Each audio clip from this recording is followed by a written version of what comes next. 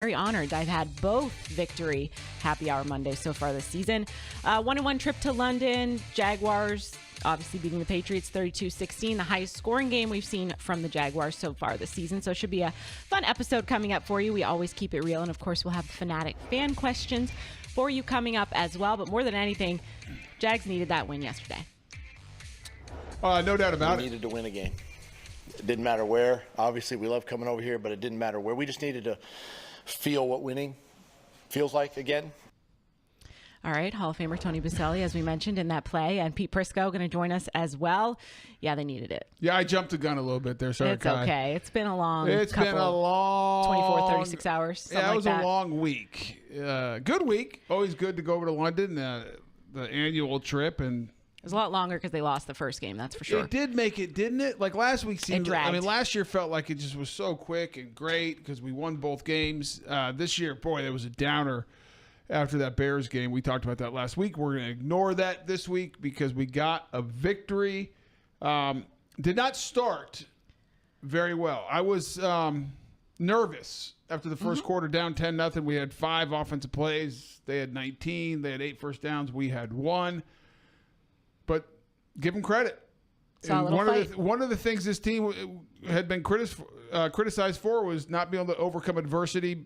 I think Trevor even called them fragile. Mm-hmm. And they did it. And I think it was led by the offense. The offense got it going, brought energy. There was no energy at the beginning of that game, Kai, I thought. Not at all. And obviously the Jags didn't have any excuse because we've been there all week. Yeah. The Patriots, obviously, with the flight and whatnot, sometimes teams can start a little slow. But, Pete, how did it look on TV? Like I think they looked lifeless, like Tony said. You said it just didn't look good in the beginning. But look, the one thing you were looking for, if things weren't going well, would they respond?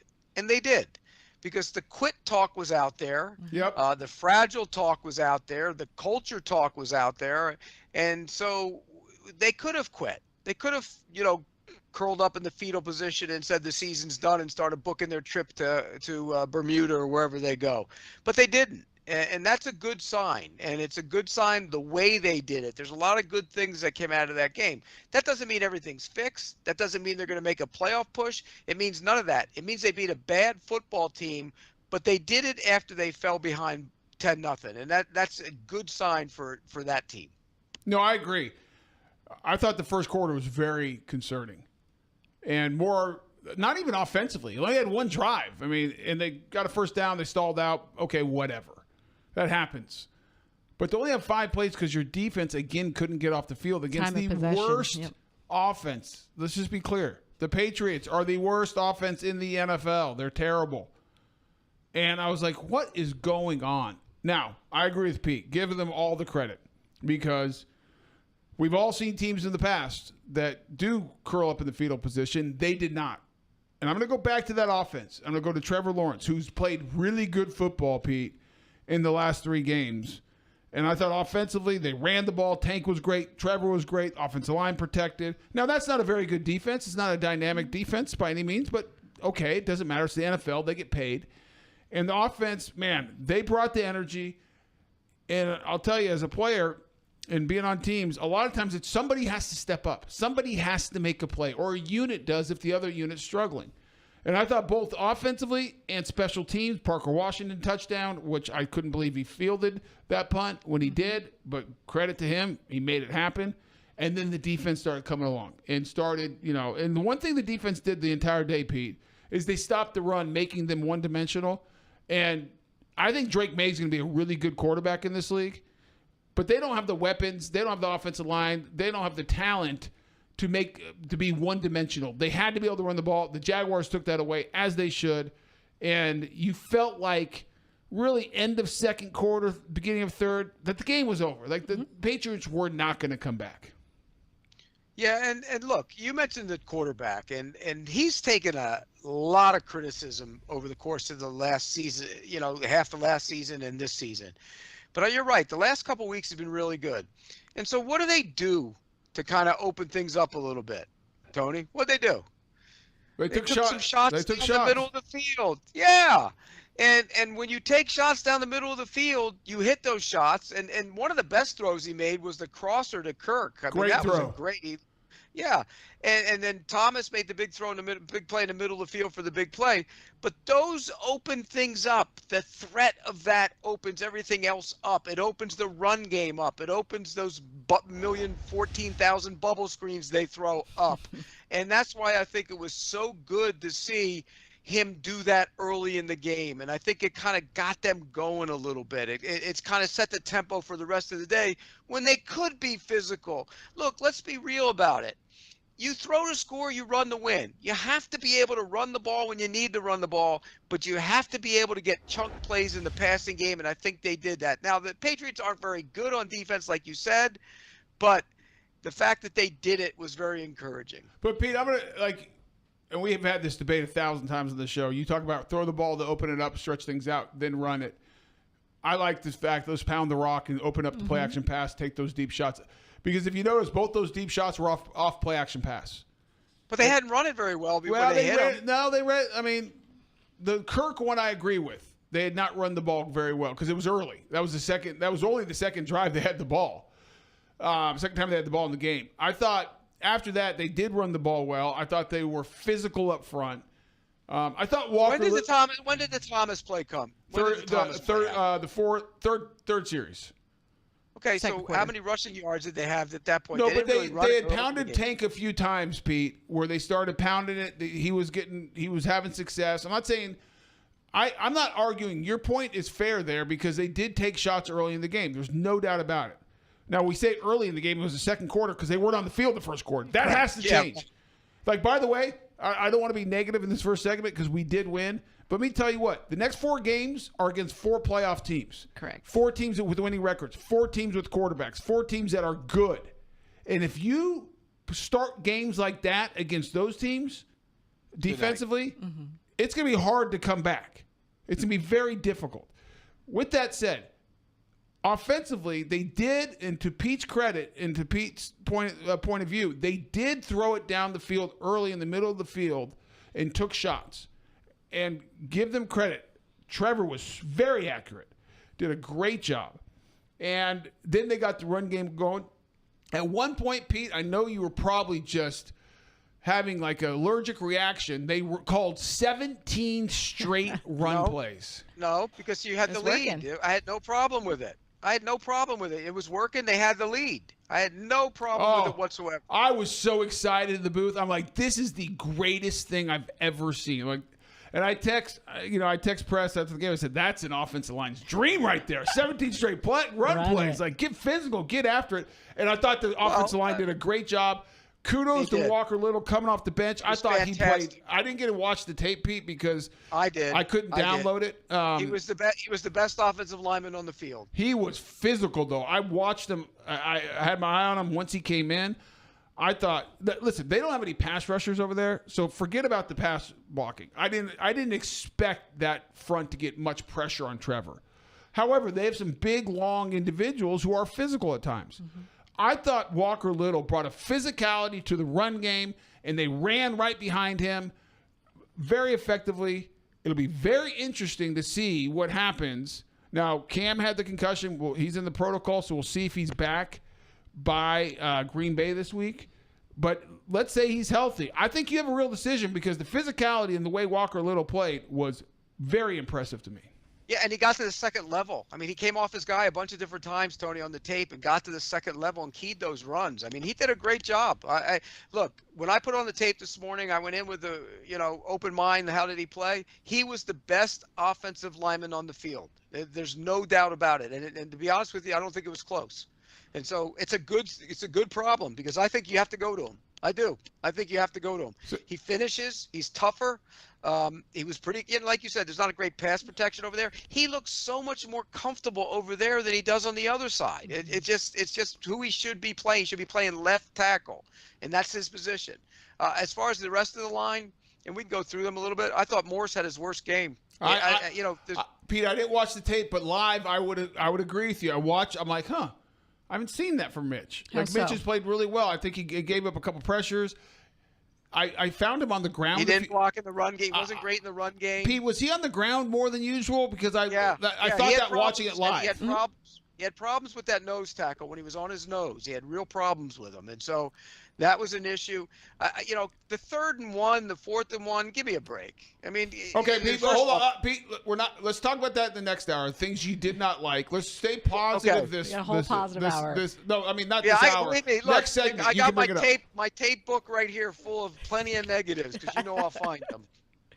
I had no doubt, Pete. And I'll just say right now, because Pete's going to go there next segment about the 4th and 1 when we had an opportunity to make it a 3-possession game late in the 4th or midway through the 4th, I should say. 8 minutes, 26 seconds. It was about 11 minutes in the 4th. I thought it was 8 minutes, 26 early. 11:50 or something. Okay, like whatever that. it was.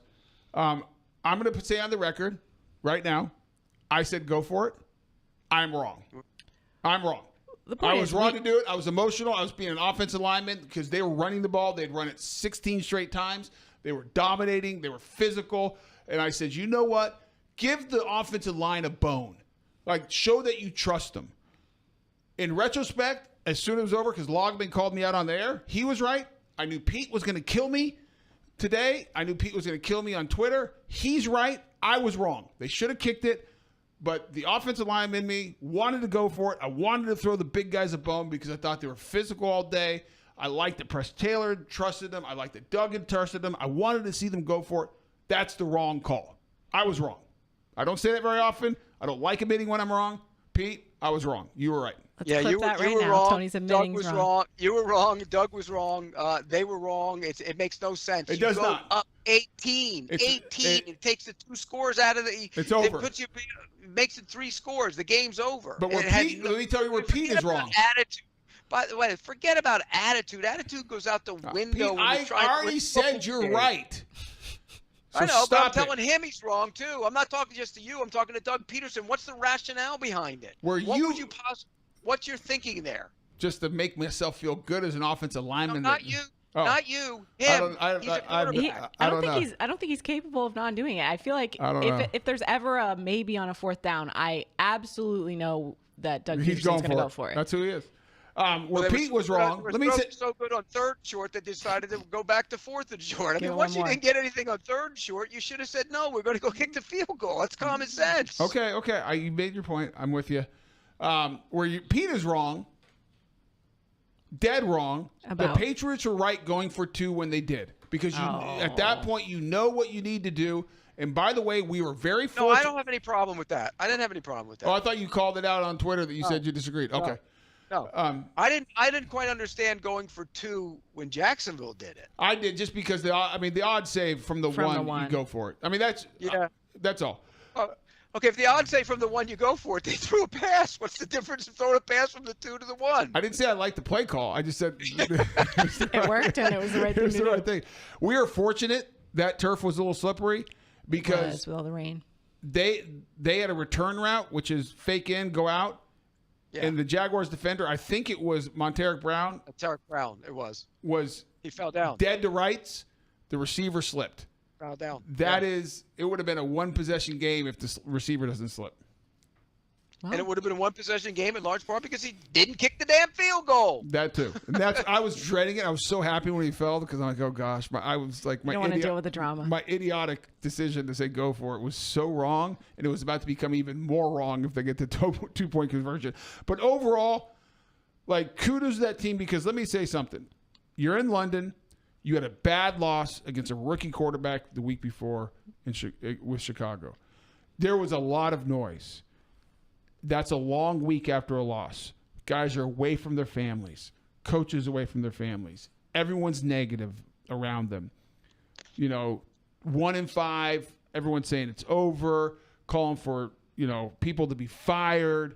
I mean, it was really a tough situation away from home.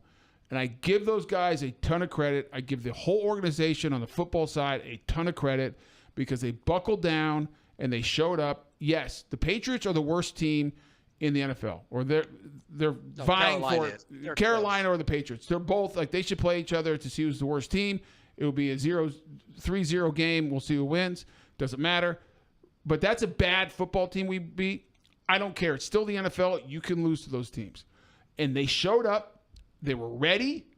I didn't like how they came out of the locker room, but when it mattered, they got their stuff together on the sideline. They found a way to dig deep, and they played really good football from the second quarter on, and I give them credit for that. We saw some fight, which was great. It was great. Happy Hour brought to you by PRI Productions, the Southeast full-service event company for everything you need to bring your next idea to life. Visit PRIProductions.com to learn more. All right, we're here on Happy Hour Victory Monday. When we return, we'll talk about the defense a little bit, some of the changes we saw, all that coming up on Jaguars Happy Hour, presented by Jet Home Loans.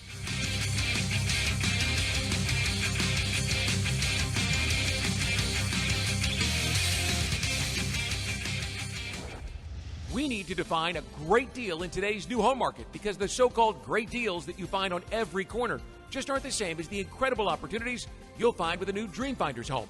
How about 2.99% in year one in one of Dreamfinders' 15 communities across North Florida?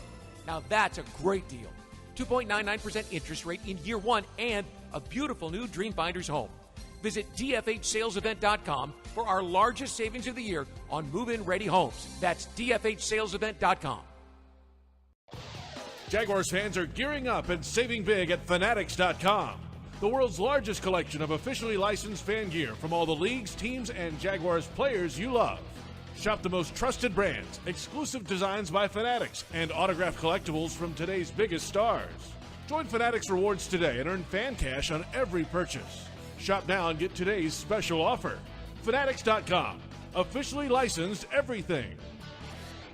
Hey Jags fans, stop dreaming of creating your game day fan cave and build the Jaguars den of your dreams with ZipChair. When it comes to maximum comfort, ZipChair.com is the only place for officially licensed Jaguars recliners, sofas, bar stools, office and gaming chairs, all featuring high-quality embroidered Jags logos.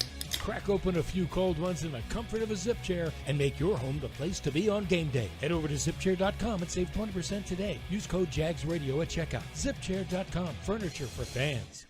If you're facing cancer, you want a dedicated team working for you. At Baptist MD Anderson Cancer Center, we only focus on cancer. And we partner with one of the largest cancer centers in the world.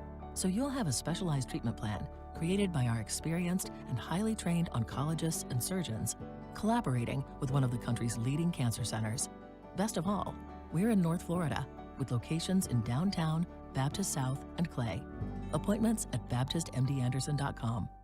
You love free, and at Ameris Bank, so do we. That's why we're proud to offer worry-free, hassle-free Ameris Bank free checking. Manage your money your way with convenient access to digital, mobile, and telephone banking, all with no monthly service fee or minimum balance requirements. At Ameris Bank, we're with you. For more information or to open an account, visit our local bankers in person or online at amerisbank.com/free checking. Other fees such as overdraft fees may apply. Ameris Bank, member FDIC, equal housing lender. Are you ready to love how you feel, look, and live in every season? At Elace, we offer more than just luxury med spa treatments. We provide a serene, judgment-free space where you can reconnect with the best version of you. Whether you want to refresh your natural look with Botox or Dysport, pamper yourself with a relaxing hydrofacial, or rejuvenate your complexion with laser resurfacing, our expert team in Jacksonville is here to tailor treatments to your needs. Visit Elace.com today and start your journey to loving yourself.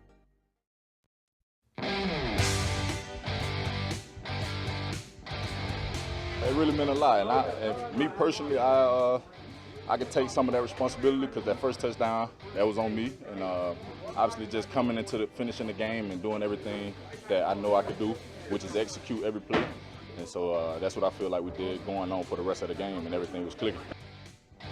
Sign up your furry friend for the Jaguars official four-legged fan club for pets presented by Forever Vets Animal Hospital. Visit jaguars.com/promotion/four-legged fan club to sign up today.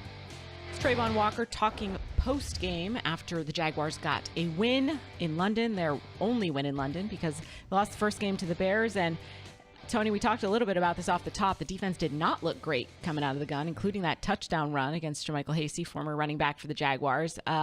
What was that play exactly? Oh, you mean the little swing pass to? So it looked like they're in the zone blitz and trying to overload offensive left, defensive right, dropping Josh Hines Allen into coverage. I don't like it on third down. You know they're passing. Why are you putting your best pass rusher in coverage? I don't understand that. Or Josh Hines Allen coverage pretty much ever, really. Well, I would never drop him, but I get some blitzes you want to overload and make them think, okay, great, whatever. We don't blitz very much. We blitz more on that one possession than we have all year, I think. Still, bad offensive tackles, 3rd and long. Like, let Josh go. You got to rush the passer, and they dropped him in the coverage. I thought he looked late dropping. Well, you know what happened, Tony? He was on the right side of the defensive formation and dropped out into the middle. No, he was on the left side, Pete. He was playing left end that play and was supposed to drop into the flat, and I thought his drop wasn't very good. And then there was so much space. Oh, he's on the other side. He came across that's the weird thing about it. Yes, he did. Pete, I don't I'm think look so. at him again. I'm almost 100% positive. If we can show the play, you could see it. It's a bad coverage. It's a bad thing for him. I'd love to pull it up if we have it. I don't know if we have it or not. And I'll trust you, Pete, because I didn't watch the tape again. I thought he dropped from left because he played. It was interesting this game. Josh Hines Allen played more left end than he had been. Mm-hmm. They kind of flipped him and Trayvon around. And then in the fourth quarter, when they're doing a lot of pass rushing, he was playing 3 technique. And they had Graziano at the end, and they're trying to get push inside using Josh as a 3 technique, which I'm not against. I think I'd like to see Trayvon inside bet more. I think it'd be really interesting to have Trayvon and Josh on the same side at times. But I like to mix it up, trying to create things. But they finally listened to me on how to align their defense, though. They're listening in, Pete. Yeah, Pete, I'm pretty sure it was the least amount of end that Eric Armstead played. And he had his best game, pressures-wise, right? Yeah, and he got his pressures from inside. Shocking. Not only that. Shocking. You say where Darnell Savage was playing, right? Safety, because Antonio Johnson got benched. Which is where he should be playing. Didn't I say that all throughout the early part of the show and in training camp? And I said that all along. He's not a nickel. He's a safety. He should have been playing safety all along. He played a lot of nickel in Green Bay, but I know, but he's not a nickel. He's a safety. That's what he is. He came into the league as a safety. He's not a nickel. He's not a twitchy guy. He's a safety. And I personally think if it was my team, this is how I would play it. He'd be one of the safeties. Cisco would be the other one. And I think I'd have my corners being Monteric Brown and Campbell, and I'd play Jarius Jones at the nickel. Well, Jarius played nickel yesterday, and Monteric. I know. They rotated all 3 guys. Darby, Tyson. They rotate everybody. And they rotated as a hockey team. Remember, we never forget that. They love to do that. Three plays in, they took the starting defensive line out. 3 plays in. I got nothing to say, Pete, because I don't get it either. So I'm with you. Does anybody ever ask that guy why he does that? Hey, Ryan, what the hell do you rotate players like their hockey team for? What does he say? So that they're what was he trying to say? I think he said 2 weeks ago is because now that Foye is out, he's played them, so now they're ready to go. Yeah, I'm sorry. I'm a big believer. Play your best players as much as you can. I agree. That's my theory. But it was right. The alignments are right. And by the way, Monteric deserves to be on the field. I agree. He has earned the right to be on that field. And just like I think Ventrell Miller has earned the right, particularly in the run game, he's earned the right to be on that field. But I think the best alignment's the one I just gave him, because Jones looks like a nickel corner. Savage never was. He's a safety. And I like what they did. In dime, you can put Antonio Johnson down to that linebacker level. Right, which suits his skill set. Yeah. Right? I mean, and Armstead was so much more comfortable rushing from the 3 technique. I wonder why, Pete. Could it be because his whole career he rushed as a 3 technique and sub? Yeah. You know, they did a few different things, though. Like they put Abdullah on the inside a couple times, right? Well, they also put Josh Hines Allen on the inside and put Abdullah outside and put at the end of the game, Pete, he was rushing 3 technique in a 3-point stance, and he had Graziano outside sometimes. He had Abdullah outside sometimes. They changed it up. I think I would love to see Trayvon get some rushes at 3 technique. Me too. Me too. And there was talk of this in training camp. There was a lot of talk of this, and we've not seen it. I haven't seen it. But I'll tell you what, when he and Armstead are side by side over there rushing, that's 2 big bodies coming after. Oh yeah. Now, and the funny thing, I saw the win rate for the Jaguars. Armstead was 1, or maybe it was for the league this weekend. Win rate Armstead won, or pressure rate, one of the two, like at 34%, and Josh Hines Allen was third. I think I saw it on PFF has pass rush win rate. Eric Armstead's 36%. Josh Hines Allen 31.4. Were they 1 and 3? Yeah, 1 and in 3. the league. Yep, minimum 20 pass rush snaps. Both of them. I mean, Josh Hines Allen's getting a lot of pressure, Pete. He's not getting home. No sacks. I know. And then Trayvon's a not. lot of that has to do with the fact they usually don't get any pressure on the inside. And Trayvon's not getting a lot of, like, as far as PFF, a lot of pressure, but he's getting the sacks. But when he gets there, he gets Yeah. Now, but the sack, if you look at the sack he got, there was pressure inside, so the quarterback couldn't step up. Drake May dropped back. He went backwards. Right. Yep. Right. And by the way, I want to say this. I thought Hamilton had his best game since he's been back. Devon Hamilton? Yes. Yeah, I thought he was physical in the run game. I mean, they're still not pushing the pocket in the middle of that defense, but he was physical in the run game and had his best game since he had that back issue. I figured because they averaged about a yard per carry. They could not run the ball at all, the Patriots. I thought the front seven did a great job against the run. And that's what you have to do against a rookie quarterback. Force the rookie. That's a bad offensive line. Oh, they're terrible, Pete. That was their seventh starting combination of the year. Yeah, Michael Jordan might be one of the worst guards I've ever seen in my entire life. He's a heck of a basketball player, though. Indeed. Yeah, but he can't play guard. That's true. You know, I used to give out a spinning top award each week to the worst offensive lineman in the league, and then at the end of the year, he won it. I think he won it 2 or 3 times when he was in Carolina. So he was the winner of the entire year. He won the award. He was awful. I mean, it's just bad. But look, credit to that front seven. They were better. I agree. They were more physical, and Hamilton was better. Here's a question I have, a couple of them.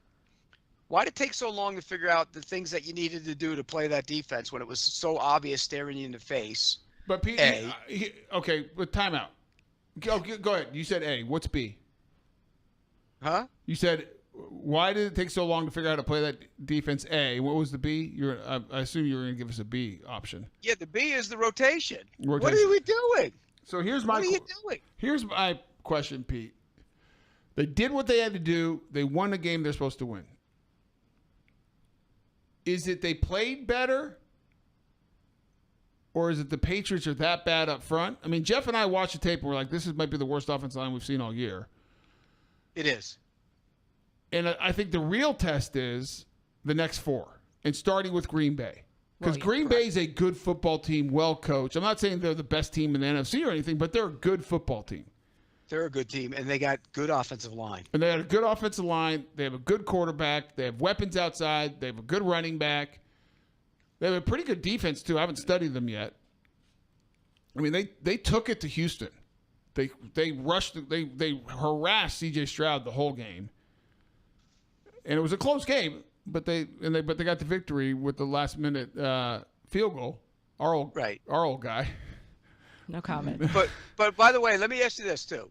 A couple other things.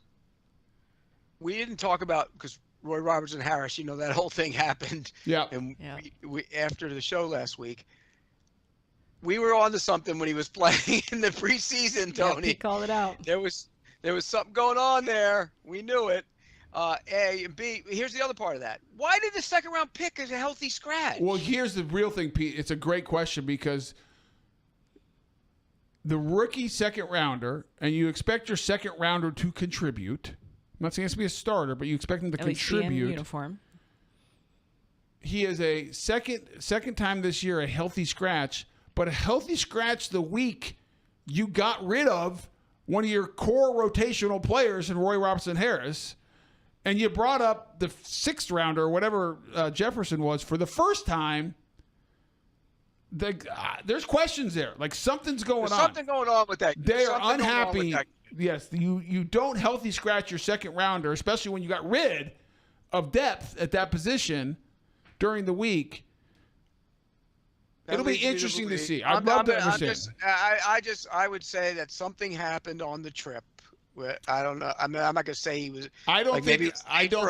Maybe he was late for a meeting. I don't think that's it, Pete. That would be the better part of it. That means the other part of it means he's not very good, and he has talent. I don't think it was because of disciplinary reasons. What do you think it is? Because they don't think he's very good. Well, there's also some talk that the coach and the general manager differ on that one too. I don't know that either. I've heard that one too. I don't know that. All right, we're going to think it over during the break. Coming up, we will talk a little bit more about the defense. Also, a big day from Tank again, once again, stepping up with Travis Etienne out with an injury.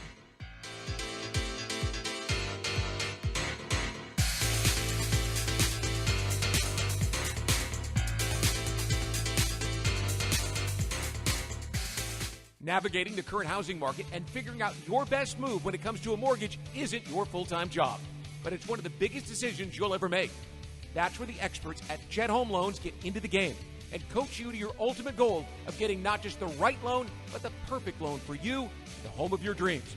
Jet Home Loans works with you all the way, from application to closing, making sure your game plan is perfect. Make the call to Jet Home Loans and let their team join your team to make your dreams take flight. Visit jethl.com. Frank Frangie here. When you want barbecue in Jacksonville, you want Bono's Pit Barbecue. You can find Bono's locations all around town and on game day at Everbank Stadium, because Bono's is the official barbecue of the Jacksonville Jaguars. Over 70 years of authentic Southern pit barbecue. We are the local barbecue joint in BBQval for generations of people in Jacksonville. Go to bonosbarbecue.com to learn more, or call 904-880-8310 today. And remember, if you don't see a pit, it ain't legit. Want to be up close and personal with the Jaguars as they take the field? Here's your chance to be in the shadows, outside the Jaguars locker room, now called the Vault. Enter today at everbank.com/shadows. One winner and a guest for every home game at Everbank Stadium. No purchase necessary to enter or win. Open to legal residents in 50 United States and D.C. 18 and older. Entry periods for the Shadow Sweepstakes promotion from 8/19/24 to 12/15/24. For official rules and complete details, visit everbank.com/shadows. Sponsored administrator, Everbank NA, member FDIC. It's game time, Jaguars fans, and Publix knows that football is all about pairings.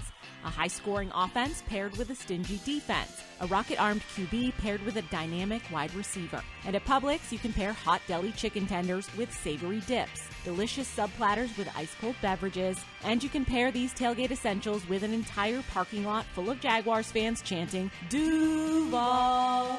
Gear up for your tailgate at Publix, the official supermarket of the Jacksonville Jaguars. Daly's Dash is not only your Jaguars game day stop, but a great place to grab a meal any day of the week. To honor the Jags and the fans, we've crafted the Duval sub. The Duval comes with freshly sliced turkey ham, melted cheddar and habanero jack cheese, topped with crisp lettuce, fresh tomatoes, and a double portion of our secret sauce, all served on a fresh roll. Come by your local's Daly's Dash today to get your delicious Duval sub. Daly's is the official convenience store sponsor of the Jacksonville Jaguars. Brooks Rehabilitation is proud to be the official rehabilitation partner of the Jacksonville Jaguars. We are here for them, and we are here for you. Ranked #1 physical rehabilitation hospital in Florida by U.S. News and World Report, our playbook is individualized treatment and exceptional care to get you back to living your life. Brooks has cutting-edge technology and therapy solutions in every care setting, treating sports injury, orthopedics, brain, spinal injuries, and more. Go beyond your expectations with Brooks Rehabilitation.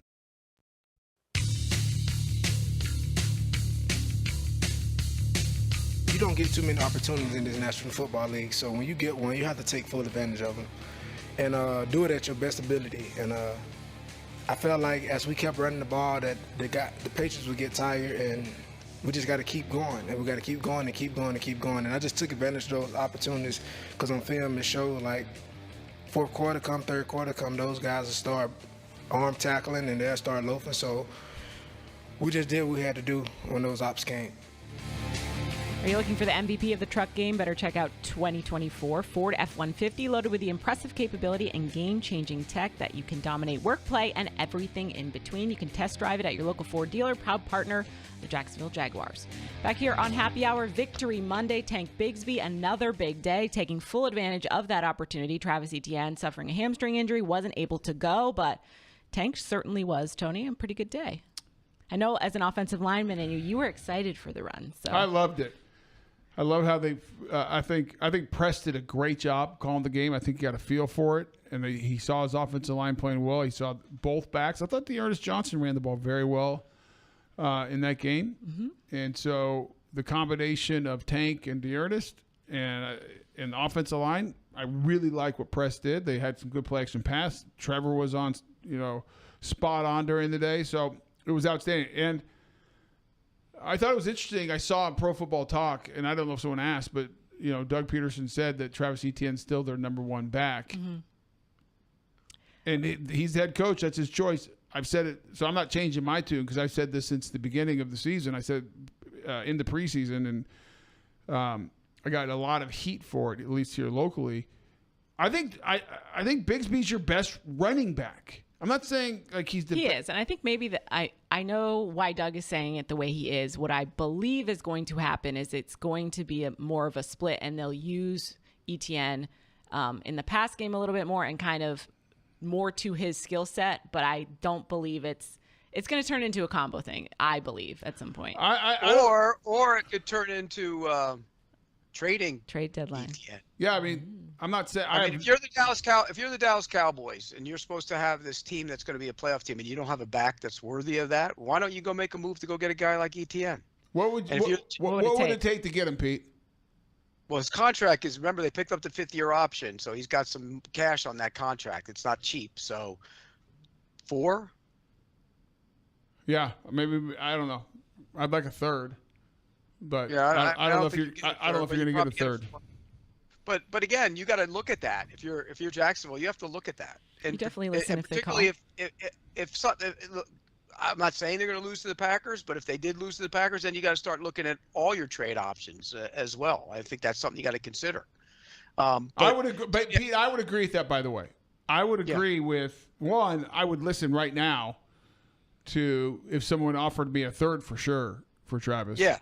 But not just him. I'm talking about other guys. Depending on what happens this week, I think you do start listening even more. Like Cam Robinson. What do you do? Or Walker Little, one of them. I would listen. No doubt about it, because both are free agents at the end of the year. Kirk? I would listen. Yep. I think all those guys are in play for potential I would trades. listen. Now, it all depends. Hopefully we win this week. Now you go, okay, let's wait another week. Let's see where this thing goes. And they're more than capable of winning this week if they play good football.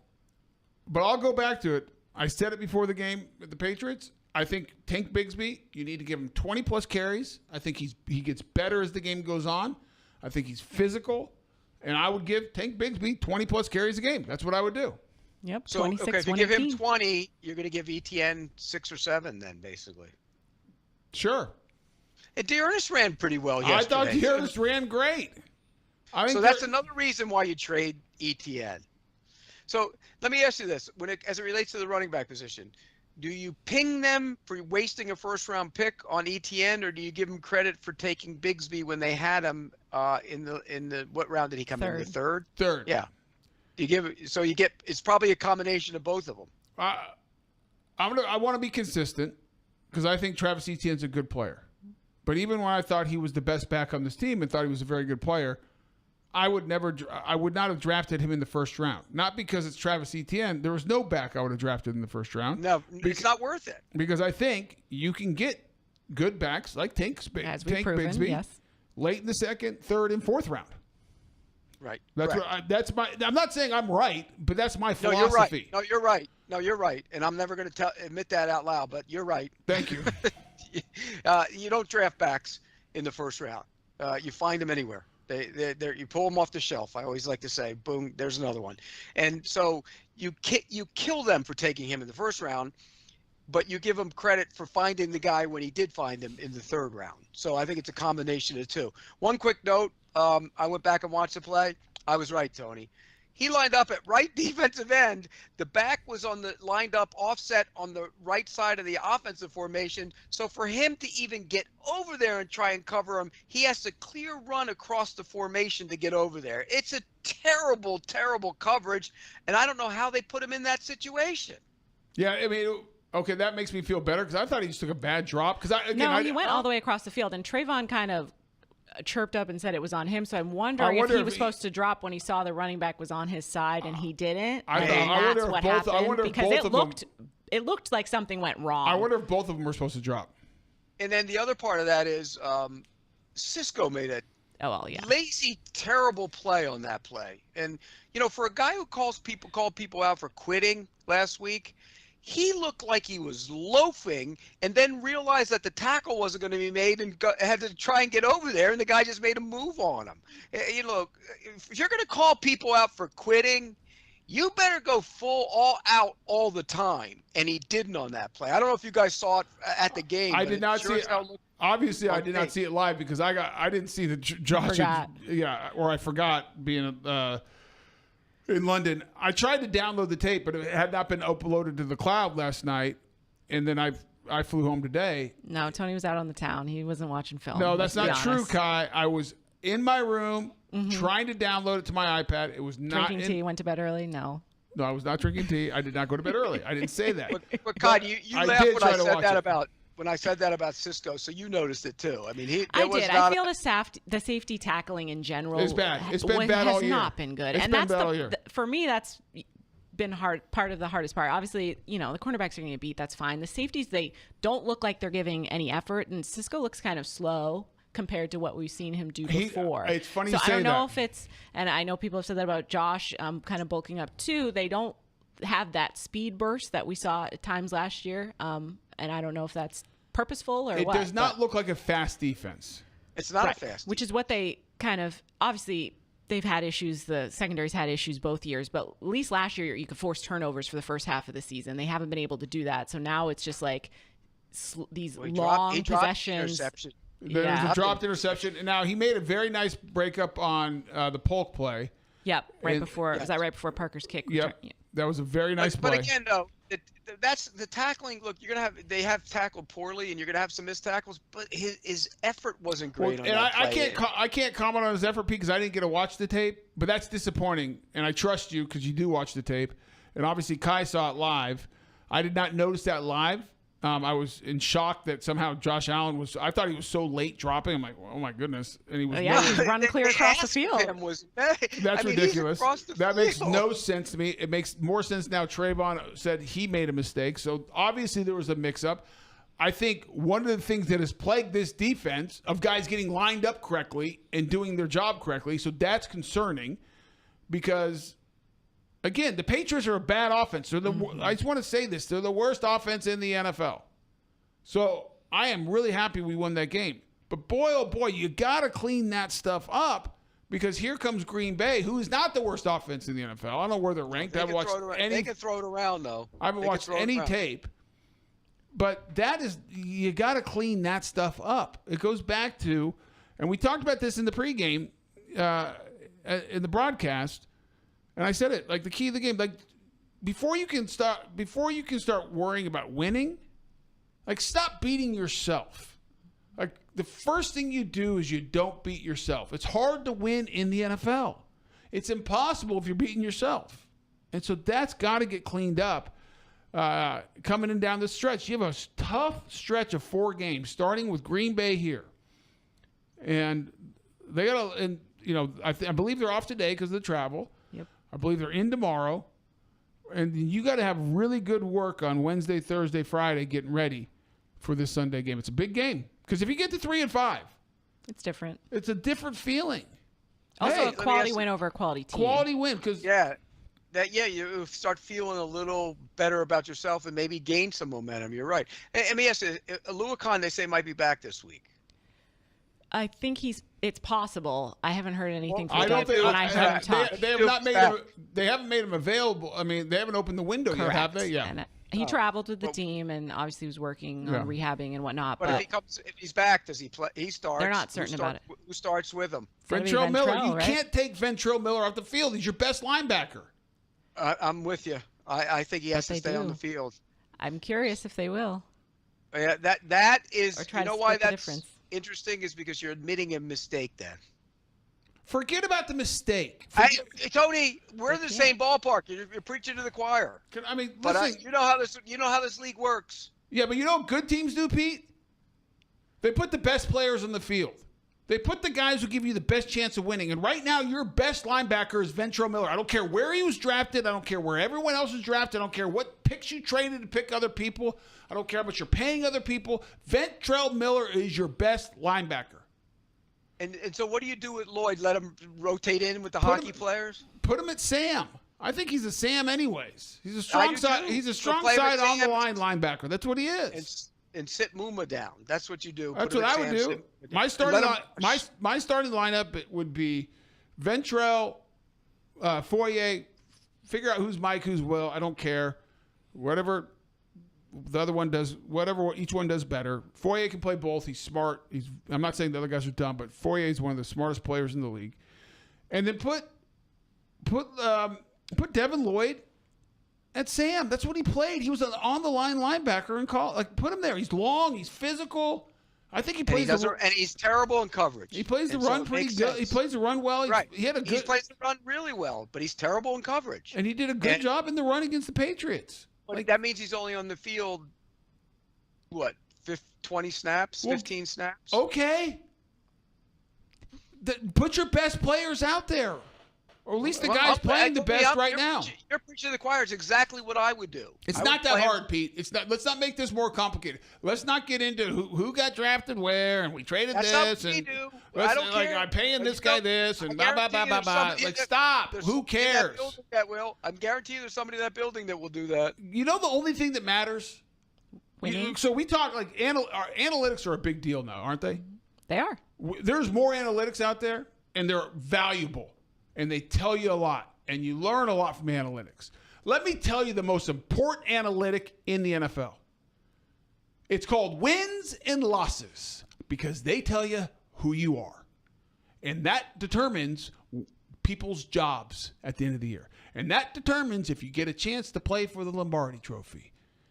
All that matters. You can talk about analytics until you're blue in the face, and I think they're important. I think we should take advantage of it and understand it and make decisions and learn from it and all that. I love it. I love it. But let me tell you the most important and the only one that matters, and it should influence every decision you make in an organization.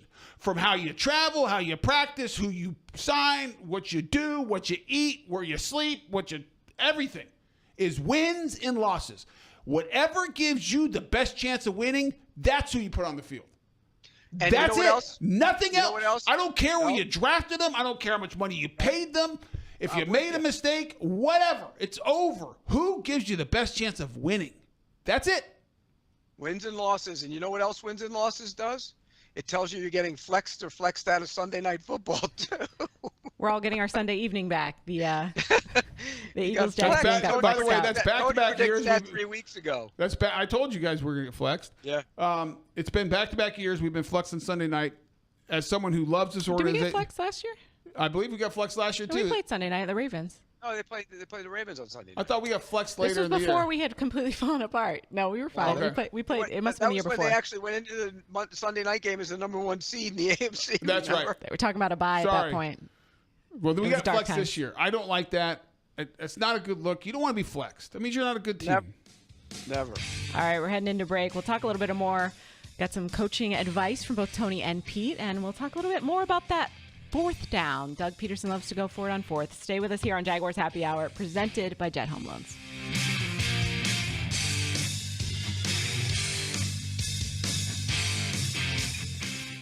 We need to define a great deal in today's new home market because the so-called great deals that you find on every corner just aren't the same as the incredible opportunities you'll find with a new Dreamfinders home. How about 2.99% in year one in one of Dreamfinder's 15 communities across North Florida? Now that's a great deal. 2.99% interest rate in year one and a beautiful new Dreamfinders home. Visit DFHSalesEvent.com for our largest savings of the year on move-in ready homes. That's DFHSalesEvent.com. Football and Miller Lite. Duval's greatest pairing. Can cracks at kickoff.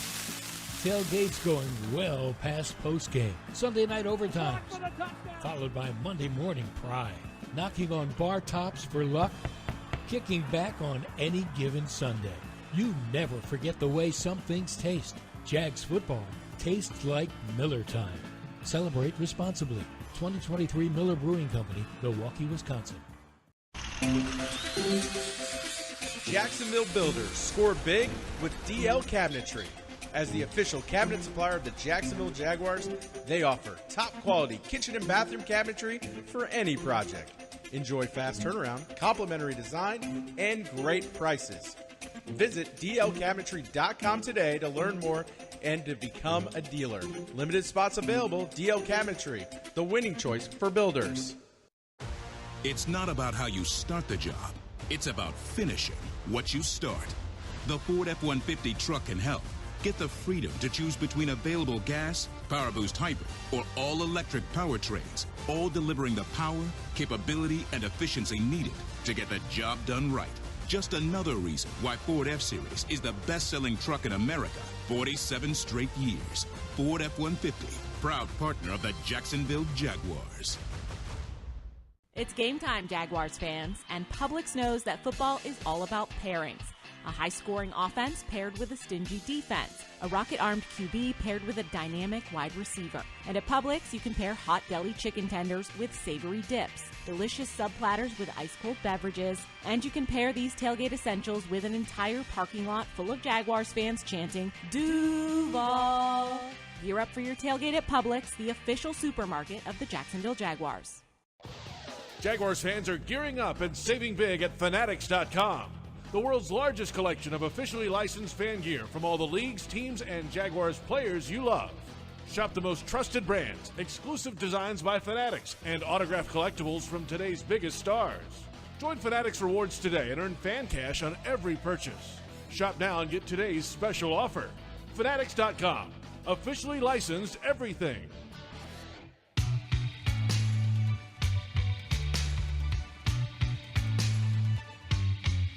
To go back to the decision, I mean, I was riding the momentum of what we were doing leading up to that point. Our offensive line was really, taking control of the game at that point, and I felt like just putting it in their hands one more time, getting the first down right there, and potentially, ice the game at that point. But they went down, scored, we get the ball back, and you still got to play football, and that's just the message. You still got to continue to play, and we were able to do that. Jags fans, if you want customized Jaguars furniture for your home, check out zipchair.com to browse all the customizable options. ZipChair is furniture for fans. Doug Peterson was riding the momentum. Tony Boselli said he would ride the momentum. This was amidst all the run plays back to back to back to back. Yep. I admitted I was wrong. And they didn't convert. If they convert, we never talk about it, but when it doesn't work. Pete would have talked about it still. Well, to his credit, he would have. He's consistent. Pete, is that an analytics thing or is that just Doug being Doug?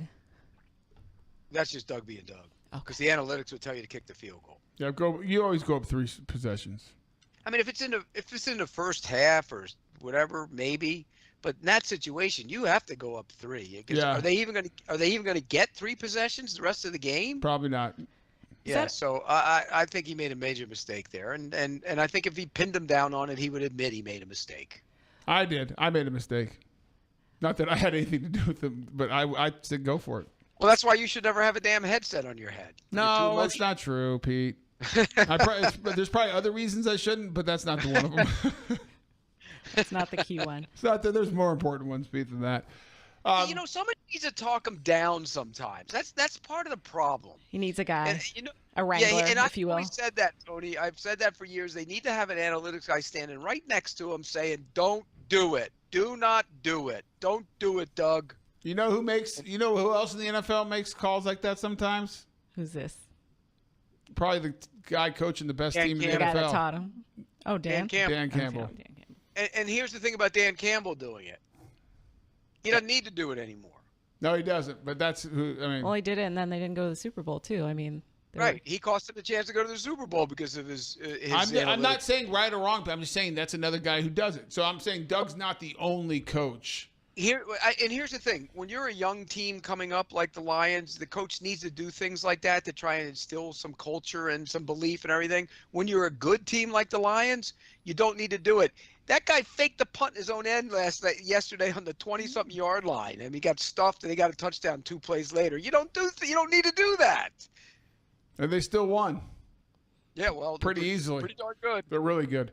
Just to clean something up, you guys were right. We did not get flex last year. I was thinking of 2018 after we had the really good 2017. It was the first Sunday night game we'd had in a long time, and we got flexed in 18. So, but I was wrong. We've been doing good. We had all those primetime games last year. One No, this year. All of them? All of them. Uh, Yeah. You know what they need to do? We had They need Thursday to- night they need- football. Pretty much everyone has, Sunday, except for us this week. We Sunday, don't, Monday, and then you get your 2 London games. So technically, national. Yeah, we're not stage. going to say that. I do not consider London games national games. Well, last year, when's the last time we had Monday Night Football? When I got here, I said something about Monday Night Football, and they were like, "Oh, we've never we don't have it." I'm like, "Oh, I didn't know that was a thing." We used to all the time. Got to earn it, I when you're suppose. good. When you're good, you get prime time. They should tell NBC, look, if you're going to put us on Sunday Night Football, make sure it's like in the first month, then we can't mess it up. There you go. So you can't get flexed. Yeah, that's fair enough. Yeah, it's disappointing getting flexed. I just hate it because it's a downer because it just kind of speaks to the season you're having. I mean, it's not the end of the world or anything. I mean, go win 4 in a row, and maybe you'll get something flexed back in. Yeah, go win 4-0. You're 6-5. My goodness, that would change a lot of things. Make it interesting. Interesting. We love a comeback story. Everybody does. Let's go. Let's get it. Are you locking it? You gonna lock the next 4? Absolutely not. And I do want to apologize for the double lock. I'll apologize formally That was next show. Kai's fault. She double locked it. My single locks are never wrong. Kai screwed it up. It was all my fault. All right, when we come back, we'll talk more. Another Victory Monday for Jaguars Happy Hour. And thanks for joining us on the Jaguars Digital Network. Stay with us.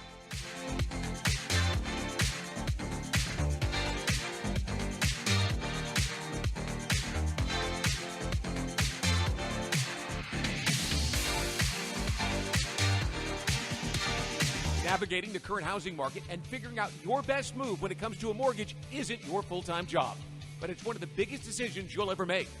That's where the experts at Jet Home Loans get into the game and coach you to your ultimate goal of getting not just the right loan, but the perfect loan for you, the home of your dreams. Jet Home Loans works with you all the way, from application to closing, making sure your game plan is perfect. Make the call to Jet Home Loans and let their team join your team to make your dreams take flight. Visit jethl.com. Chelsea here. Another month and another high utility bill. Those old windows and doors might be the culprit, letting valuable energy escape. At Renewal by Andersen, our energy-efficient windows and doors have the latest advanced technology, keeping your home comfortable all year round. Renewal by Andersen has a limited-time offer. Buy 4 windows and/or patio doors and get the 5th one free. Plus, enjoy 0 money down, 0 payments, and 0 interest for 12 months. Some restrictions apply. Visit bestwindowsflorida.com for all the details. License number CGC 1527613. It's not about how you start the job. It's about finishing what you start. The Ford F-150 truck can help. Get the freedom to choose between available gas, PowerBoost Hybrid, or all-electric powertrains, all delivering the power, capability, and efficiency needed to get the job done right. Just another reason why Ford F-Series is the best-selling truck in America 47 straight years. Ford F-150, proud partner of the Jacksonville Jaguars. To aim higher, run faster. It's what elite athletes do. Always strive for better. At UF Health, we have that same DNA. To not just treat a stroke, but to create a fleet of mobile stroke treatment units.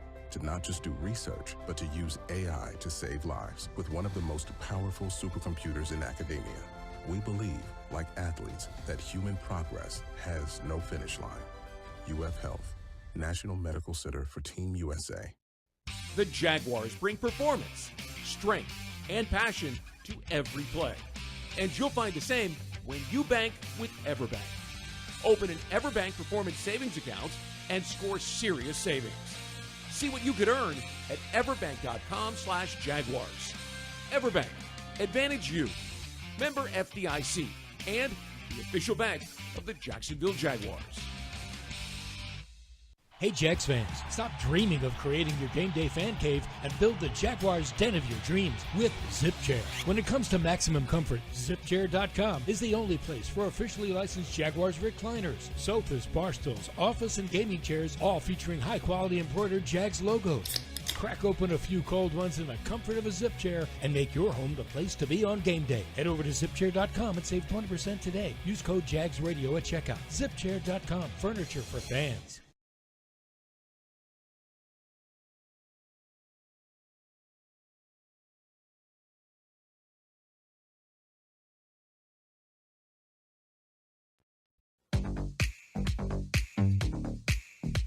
they were in basically a cover 4 quarters look, and safeties were low, and that was honestly the look we were wanting for that play. And we had another option if that wasn't the coverage and the situation, but Brian did a great job of just running at the corner, keeping outside leverage, and just running, and then I put it out there and let him go make a play. It was a great catch. You know, he's good at that. He's been making a lot of plays for us, so it's fun to watch him. It's fun to play with him, and just to see him get better every week. We got to keep using him. Welcome back into our second hour of Jaguars Happy Hour. It's brought to you by Zip Chair. Jaguars fans, if you want customized Jaguars furniture for your home, check out zipchair.com to browse all customizable options. Zip Chair is furniture for fans. We're also brought to you by Mr. Chubby's Wings. This is the second hour of Happy Hour. The Jaguars got a win. It's another victory Monday for them, a win over the Patriots in their second game in London, so they're coming back from London 1-1, and Trevor Lawrence right there talking about his throw to Brian Thomas Jr. over the middle, which was the prettiest throw I've seen in quite some time from him. Just a great connection between both of them, and only a couple of games so far this season. So yeah, that's one of those. And Pete, that's one of those examples of everyone on the play doing a great job, including Gonzalez, the corner, who's amazing. So that makes it even better because he played it perfectly as well. So it was great protection, great play call. So they got the right play call, off play action pass. Good job up front. Great job by Trevor recognizing the coverage and making just a perfect throw. The athletic ability and the route by Brian Thomas Jr., outstanding. It was really good coverage, and you watch that in slow motion. Like the fact that Gonzalez, his arm's right there, and the concentration by Brian to bring it in with a perfect throw. Yep. It was just one of those rare football plays. Like, if you're Christian Gonzalez, it's like, he did everything he could. It's a perfect throw against a really good young receiver who's really fast. And I made a play on the ball. I just missed it by an inch. Brian made a better play because he had great concentration, looking all the way in with it was a great play and a great play call, and I give a lot of credit to Trevor and Brian for executing. Well done. And executing it is one thing, but the best part about that is calling it. Are you complimenting the play calling? I am. No, I got a whole list of critical play calling over here, but that Pete, what did you not like about the play calling except for the fourth down? I thought the play calling was outstanding on Sunday. Probably all the runs, I would imagine. Let me see here. No, the runs are fine. I like the runs. I don't have any problem with that. What about when they went back-to-back bubbles? I knew it was bubble screen to the left. Okay. Yep. It was bubble screen to the left to Brian Thomas, then bubble screen then it was bubble screen to the right, Evan, and then it was a reverse to Brian Thomas. They love the reverse. And then it was another bubble screen to Evan Ingram. 4 straight plays. Am I wrong? I thought it was bubble reverse bubble. I got it written down somewhere in here. I thought it was bubble reverse bubble. Is what I thought it was. When was it in the game? There were 4. No, there was 4 of them. Was it really 4? Yes. And it made me puke. I'm watching that. I'm like, what is this garbage? I don't remember. I thought it was third quarter. Okay. It was. God, I wrote it down too. Where did I put it? Doesn't count, Pete. If you can't remember it, you're out. You can't criticize. You don't have it. You're like a mad scientist who can't find his notes. Well, because I got notes on everything. He's very well researched. We'll give him that. Very, very disorganized though. No, but because I have notes on other stuff I'm doing. Organized chaos, maybe. No, don't give him any credit. It's disorganization, poor professionalism. Third quarter. Bubble screen to Thomas. Bubble screen left to Thomas. Bubble screen right to Thomas. Reverse to Thomas. Bubble to Ingram. 4 straight. You see that, Kai, on the play sheet? Yeah, I got you. What the hell is that? They liked it. They liked the look. It's awful. Now, in fairness to press. In fairness, they picked up 1 first down with it. Pete, But you know what else? Trevor Lawrence bailed him out on the second little grouping over there because he had to scramble for whatever yards he scrambled for on that one play. But Pete, just so you know, one of those bubbles was not called. It was checked to because the Jaguars offense had the Patriots out leveraged with trips. And that, I believe that's the one Brian Thomas got the first down. So they had out leveraged the Patriots defense. Hold on. Let me finish. A different play was called. Trevor at the line of scrimmage checked to it. So that's not on press. That's a check by the quarterback based on a look. It was success. Play call. Is it a run pass option? Is that what it is? No, he checked at the line of scrimmage. He saw something. They had a look where they had out leveraged the defense. So yeah, but it looked like some of those are run pass options. I'm sure some are. There's no doubt about that. But anyways, the reverses, those reverses got to stop too. Just throw the ball down the field. You got a big arm quarterback and you got a wide receiver who runs like a gazelle. Throw him the damn ball down the field. He does run now. My goodness, he can run. The fact that he can run the way he runs, Kirk's play, where I think Kai, you said that was such a beautiful throw, and it was a beautiful throw to Brian Thomas. The throw to Kirk was phenomenal from a quarterback. In terms of skill, yes. Yeah, he had to put that perfectly over the linebacker and put it in a spot where the safety can't come up and blast him. Those open up because Thomas has the ability to go down the field. And Tony, to be clear, the other reason that opened up, it was off play action fake. It held the linebackers long enough to create the space. I get it, but it hadn't really run the ball. No, I'm saying, but the action held them. Yeah. Oh, I agree with you. You can use play action if you do get the run game going. I like play action, but shots with play action, I like that. And you know what? They ran into, what another thing I'll give them credit for? I'm going to give them more credit. Why I'm giving them credit, why ripping them for the 4 bubbles. This is good. I like this. Pete, positive they Pete. Ran positive Pete. With not a bunched up formation on the goal line. Yeah, you like that spread look. I wanted them to get up under center and just pound it. I want to be tough and run it hard like an offensive lineman. That's all that is. Well, okay, at least I'm honest. Yes, you're right. That's what I wanted to do. I'm not saying. But can they do that with the personnel they have? No, but Pete, in fairness, that's how everyone used to do it. More people do it the way you like it now. I see more people in shotgun spread out on 1st and goal from the 1 than I do getting up in big people.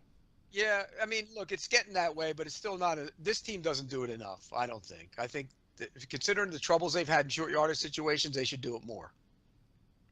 Fair point. And, one other thing you mentioned earlier, Tony, the fielding the punt inside the 5, that has become an epidemic in the NFL. Remember, it used to be 10-yard line. You put your heels on the 10.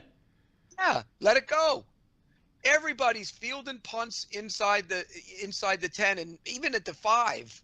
The Packers, when you watch the tape of the Packers next week, they did it. Romeo Doubs fielded up. The other kid, the slot corner, fielded a punt. The slot receiver fielded a punt at the 3-yard line.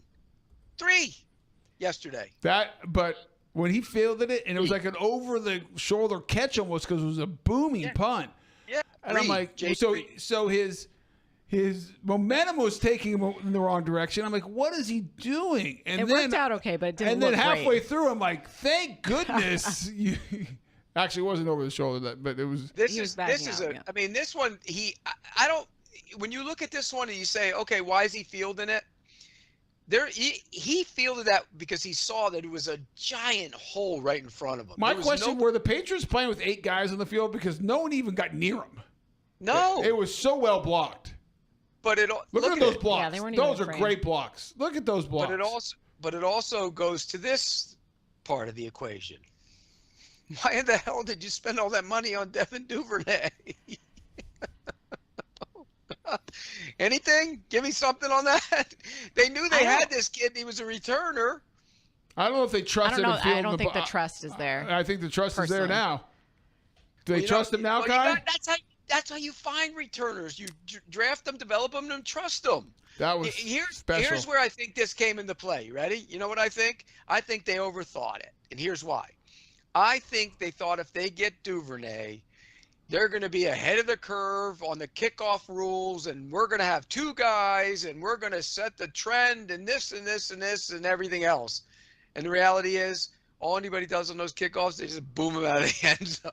I think they definitely overestimated. I don't know if just the Jaguars, but I think everybody kind of did of what Everybody this did, kick but, was but going to be. I know the thinking of that. I know the thinking. That's what that thinking had to be, because there's no way you're giving. If you knew this kid could do what that, and we saw little. Well, you saw the glimpses of that. preseason. You saw the great kickoff return in the first preseason game. Because he was doing all the kicks in the preseason. So, Yep.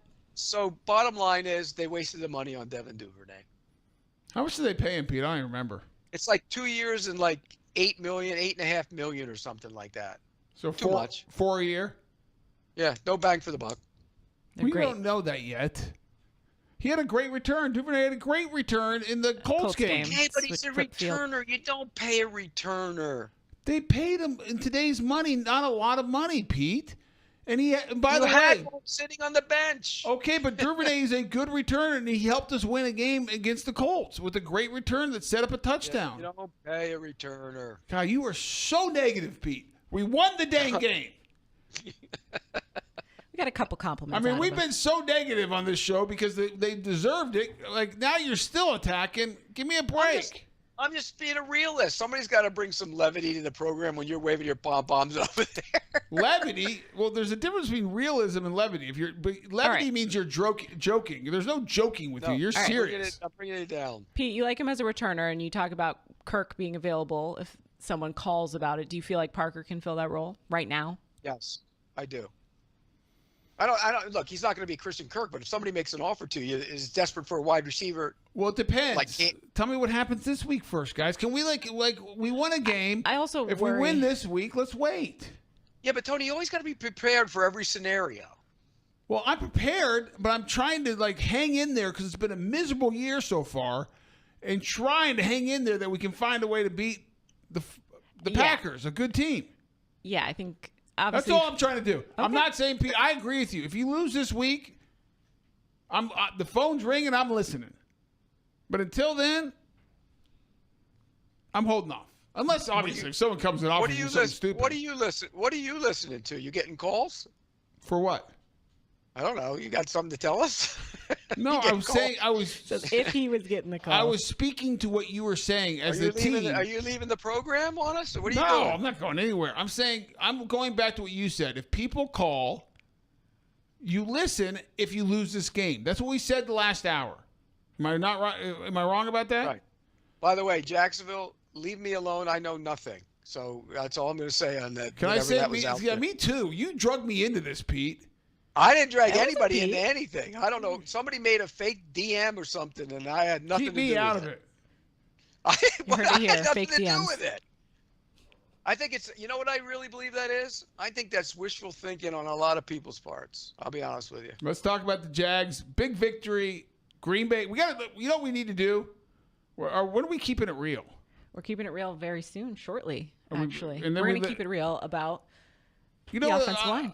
Offensive line. The offensive line played great. Walker Little played great. Mitch Morse, who's been their best offensive lineman, had his worst game.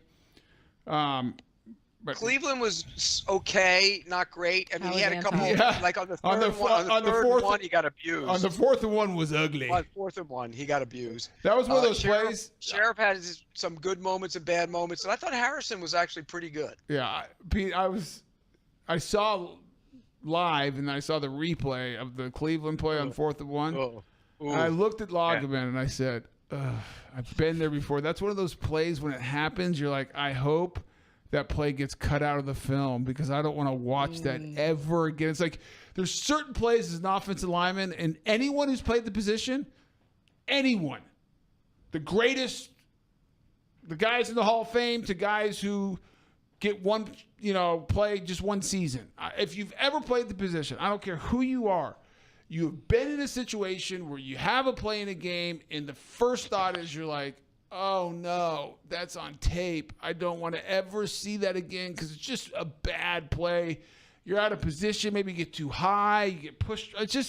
It's miserable. And I think Ezra Cleveland's playing good football this year. He had a good game in a lot of areas other than that. And I watched them in the run game. They ran left behind him and Luke. I mean, they did a great job Walker. They did a great job on their doubles. Yes, Luke. doubles. There you go. That's a slip over there. Yeah. You thought we didn't hear that. Yeah, I changed it to Walker.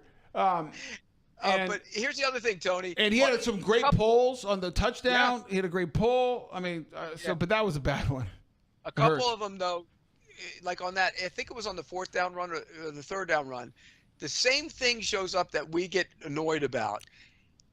Anton has to stay on his man, and he's watching. Buying tickets. You saw his guy. Remember, his guy came down the line and kind of got the legs of the guy as he on the back before he could really get going.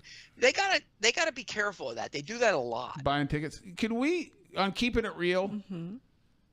Can we? Because let's talk about the Green Bay game. I want to hear from you, Pete, because you got Tony producer over here. No, I'm asking. Yes, I'm we can asking talk about for whatever a favor. you want. Yes, we can. Because Pete, I've watched a little bit. I've not watched the tape. You watch a lot more of these teams, week in and week out. How does this team? Because we haven't we beat the Colts, but by 3. They were beat up. But we're playing a good football team this week. Yes, a playoff caliber team. Pete, what does this team need to do to beat them? We are going to do that after the break. Okay. We're going to come back. I want to talk about it when we get back. Thank you. Absolutely. We're on the second hour of Jaguars Happy Hour on Victory Monday. We'll keep it real. Presented by Mr. Chubby's Wings.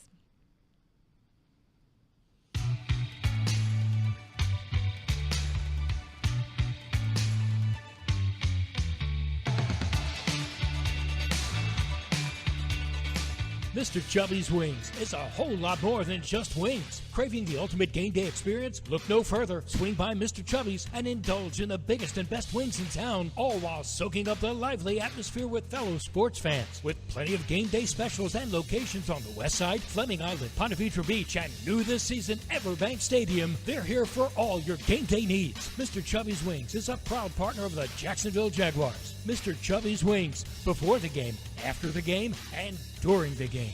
Looking for the perfect place to host a business trip, corporate group, or social gathering? Look no further than the award-winning Sheraton Jacksonville Hotel, proudly part of the Marriott family of hotels. Centrally located next to the St. John's Town Center off Gate Parkway in JTB, they offer everything you need, whether you're hosting a meeting or just unwinding with friends at the BC Grill and Patio.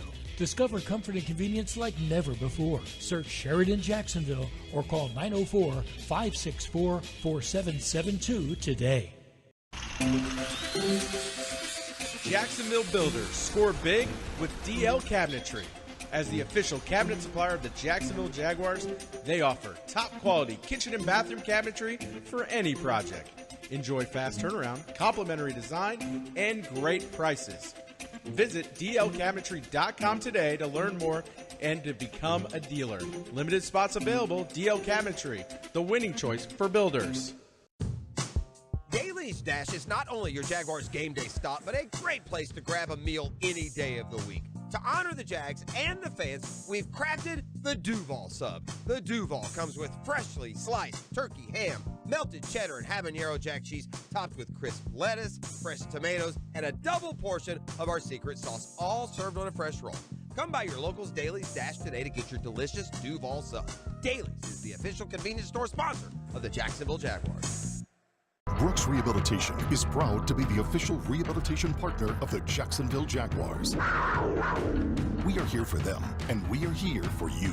Ranked #1 physical rehabilitation hospital in Florida by U.S. News and World Report, our playbook is individualized treatment and exceptional care to get you back to living your life. Brooks has cutting-edge technology and therapy solutions in every care setting, treating sports injury, orthopedics, brain, spinal injuries, and more. Go beyond your expectations with Brooks Rehabilitation. Frank Frangie here. When you want barbecue in Jacksonville, you want Bono's Pit Barbecue. You can find Bono's locations all around town and on game day at Everbank Stadium, because Bono's is the official barbecue of the Jacksonville Jaguars. Over 70 years of authentic Southern Pit Barbecue. We are the local barbecue joint in BBQval for generations of people in Jacksonville. Go to bonosbarbecue.com to learn more or call 904-880-8310 today. And remember, if you don't see a pit, it ain't legit. Again, we got in a situation where we were down 10, but nobody was like, here we go again, or defeated, or, had negative thoughts. It was just one play at a time. We'll work ourselves back in it, and offense went out, and we showed the complementary aspect of the game. today, in all three phases, and that's what it, the spark that, hopefully can get this thing going. PRI Productions, the Southeast full-service event company, has everything you need to bring your next idea to life. Visit PRIProductions.com to learn more. I'm Kainani Steven, in for JP Shadrick, who's traveling back from London as we speak. Tony Boselli, Pete Prisco. We are going to keep it real at your request. Today, we're going to keep it real about this game against the Packers. Pete, I'm going to start out with you because I know you watch all the league, all the games. Is it realistic if this team doesn't make mistakes? Can they beat the Packers this coming week? Well, they better be better on the back end defending the pass. This is a good pass offense, and we still haven't seen the best of it yet because Jordan Love was coming off that knee injury, and for a couple of weeks he was kind of dragging a little bit. But you're starting to see little bits and pieces where he looks like Jordan Love again from last year, and they have good receivers. Christian Watson can fly, and much like I talked to you guys about Brian Thomas clearing out with his ability to get deep, that's what Christian Watson does to their offense. And then they have so many guys underneath, and they have good tight ends. I mean, they can catch the ball in the passing game as well. So it's going to be and Jacobs runs hard. It's going to be a real challenge. Josh Jacobs is a good back, and they got a good offensive line. So this rush defense, who's done pretty good for the most part of stopping the run, especially this past Sunday, they dominated. It's going to be tested. And my fear is if the Packers get the run pass, like two things going, I think it's not going to be good. It could get loose. That game could get high scoring. And that's what I worry about because we have not, even if you look at the Patriots game, we didn't consistently rush Drake May. He had too much time, especially early in that game. And that's an awful offensive line. This is a good offensive line, better receivers, better quarterback. And if they get that's my biggest concern. I think you have to make him one-dimensional. You have to get him in third and long situations. And you have to get off the field. This team has not been able to get off the field. We don't get turnovers. We don't get off on third down very well, especially early. So that needs to change. And then offensively, Pete, the Packers defense, I don't know much about them. They hadn't been up until they got a Sunday. lot of pressure last week in C.J. Stroud. Though, what were they doing? Were they blitzing or were they just rushing forward? No, they got after him. The Texans had problems with their offensive line on Sunday, and I haven't watched that tape yet, but it looked like on the TV when I was watching it they were. And that had been a criticism of the Packers up until that point, that the pass rushers, Rashawn Gary and Preston Smith and those guys hadn't been winning. Yeah, they're good players, but they hadn't been winning. That started to come together. Having Alexander back at corner helps that, because it makes him slow down the reads and you can't get the ball out, so it helped the pass rush. But that's a good defense. They have some young players. Evan Williams, a safety on the back end, is a really good rookie safety from Oregon, good player. They're athletic. They can run. Then they still have some veterans, There's some veterans on the, like you mentioned, Preston Smith, Kenny Clark. You have guys up front that can get after it. So it's going to be a challenge for that offense. I mean, there's no doubt about it. Yeah, I think for them to win this week, I don't think they're going to stop the Packers. No, it's going to have to be outscoring them. I think the Packers are going to, I think this, and if you look at, and Doug said something about complimentary football as we came out of the last break, and I agree with them. But what kicked off that complimentary football? It was the offense. It was Trevor. It was Brian Thomas Jr. It was Tank Bigsby. It was that offensive line. And I think the offensive line for the rest of the year, if they want to get on any kind of run and start stacking wins, I think it has to be the offense. I think the offense has to come out fast. I actually would take the ball first almost because we give up more points. You're starting out down 7. We give up more points than any other team in the NFL in the opening drives of games, more than anybody defensively. So let's take the ball first and see if we can get that fast start and get going and set the tone. And I think this is one of those games, guys, that we're going to have to win 31-28, 28-24. I mean, it's going to be in the high 20s, low 30s. And offensively, I think the onus is on them because, Pete, I just don't see us getting enough pressure. And then you have a good offensive line with a really good back in Josh Jacobs, who is a power back, downhill, physical. And good receivers. And if they get it going, really I don't see us getting a bunch of stops. And so No. Got to get a turnover here or there. That'd be nice. But I think the onus is on the offense this week. The offense has to start fast and come out and saying, we're going to be in a heavyweight fight. Let's go. It is on our backs. And defense, just give us a couple, steal possession, get a turnover, give us a couple stops, and let us go to work. I think I would take the ball first, this week. I don't think Peterson and I would play. No, I think we'll defer no matter what. He's not going to, but. Yeah. I would make Armstead start at defensive 3 technique. If you look at the Packers' offensive line, the center's just okay and the right guard's just okay. That's the weakness. That's the weakness. Yeah. Okay. I haven't watched the tape, so I'm looking forward to it. But it's a big game. The right tackle's a really good player, and the left tackle is okay. The left guard's really good. Eldon Jenkins, you remember him? He's a good player. Very good player. And this is, Doug Peterson's talked about it. You know, we're 2-5. We've won 2 of the last 3. Now, you could argue we beat a winning team in the Colts. They're 4-3. However, that might be the worst 4-3 team I've ever seen, by the way. I'm serious. They just got flexed to Sunday night, Pete. They're going prime time. Yeah, I know, but they lost. They beat the Dolphins and barely scraped by that team. And the Huntley went out and they played the backup quarterback and held on for dear life. It's not a good team. But I mean, this is like, if you want to start stacking them, you better get it here because it does not get easier. You got to go to Philly, which is a tough place to play. Now the Phillies beat up a little bit on the offensive line, but then you got the Vikings, who were beating the Lions early. What's the 4 games? The 4-game stretch is brutal. Yeah, listen to this. 3 of the 4 are against the best division in football, the NFC North. So you got this week the Packers at home. Then you go to I believe the leading NFC East team, the Eagles, have the best record in the NFC East. First place Eagles. They're tied with Washington. Okay, but they're tied for first. Right. Then you come home to the Vikings, who are a 5-win team. Then you go to Detroit, who I think is the best team in the NFL. Like, if the Detroit Lions are playing the Chiefs, I'm picking the Lions. Not without Hutchinson. I am. They better they should go get Max Crosby. Well, there's a chance before we play them, they're going to have traded for a pass rusher. I don't think that shows up. Believe me, that shows up. It showed up in a big way. I get that, but I don't think they get Crosby. I think they go get Zadarius Smith. I think they get Zadarius Smith from Cleveland. Yeah, that's not good enough. But can they afford Crosby? Can they fit him in the cap? If you're all in, this team. You're right. This team can win a Super Bowl. If you're all in, go get Crosby. I would listen if they can fit it, because I do believe this is the best team in football. And if you with a pass rusher, and if you can afford cap wise, go give a second rounder and go get Crosby, because I think you can get him for a second rounder.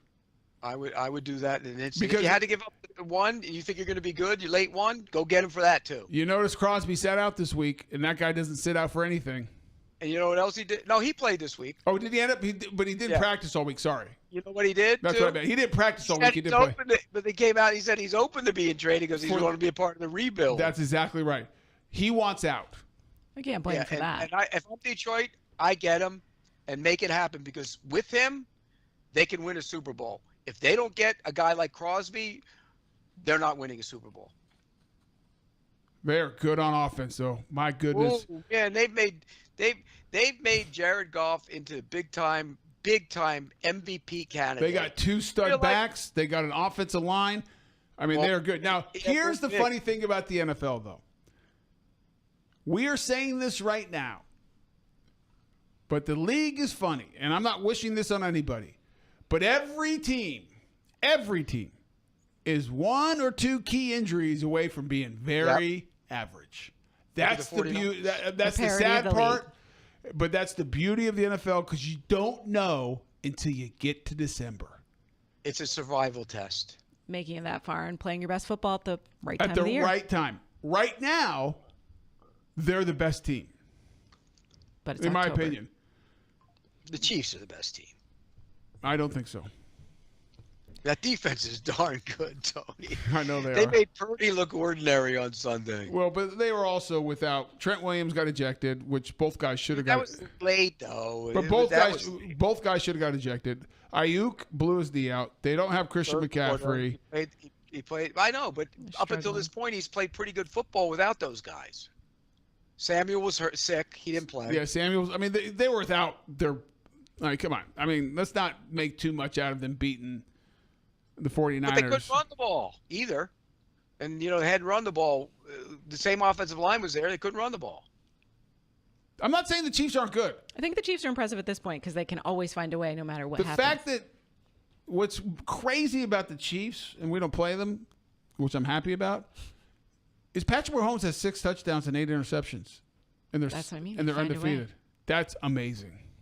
But you know what he can do? If he needs to go get one, he can go get one. Pete, this is the next evolution that Trevor needs to take.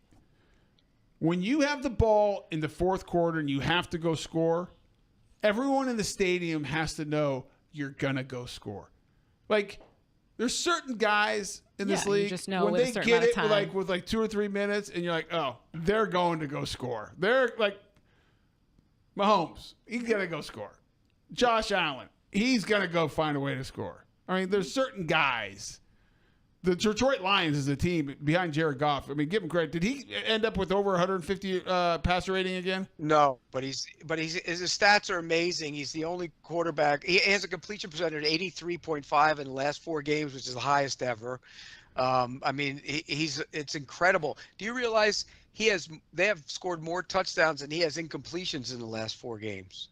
I mean, it's unbelievable. 18-16. They fixed him. Ben Johnson. What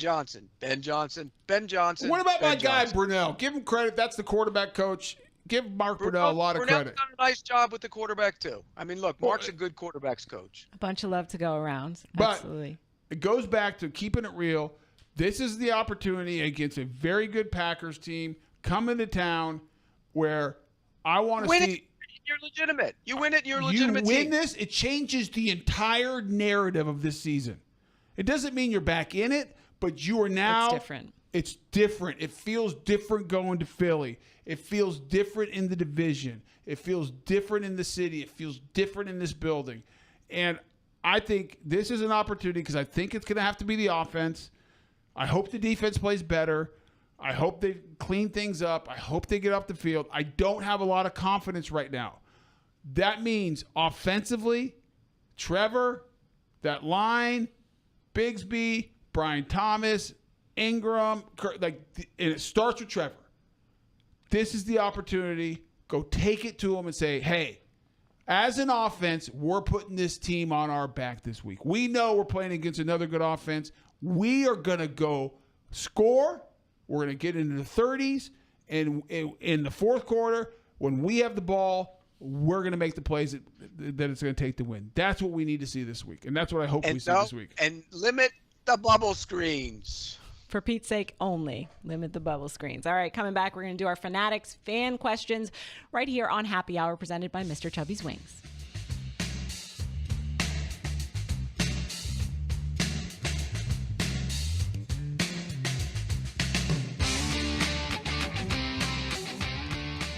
Mr. Chubby's Wings is a whole lot more than just wings. Craving the ultimate game day experience? Look no further. Swing by Mr. Chubby's and indulge in the biggest and best wings in town, all while soaking up the lively atmosphere with fellow sports fans. With plenty of game day specials and locations on the West Side, Fleming Island, Ponte Vedra Beach, and new this season, Everbank Stadium, they're here for all your game day needs. Mr. Chubby's Wings is a proud partner of the Jacksonville Jaguars. Mr. Chubby's Wings, before the game, after the game, and during the game. Brooks Rehabilitation is proud to be the official rehabilitation partner of the Jacksonville Jaguars. We are here for them, and we are here for you. Ranked #1 physical rehabilitation hospital in Florida by U.S. News and World Report, our playbook is individualized treatment and exceptional care to get you back to living your life. Brooks has cutting-edge technology and therapy solutions in every care setting, treating sports injury, orthopedics, brain, spinal injuries, and more. Go beyond your expectations with Brooks Rehabilitation. To aim higher, run faster. It's what elite athletes do. Always strive for better. At UF Health, we have that same DNA.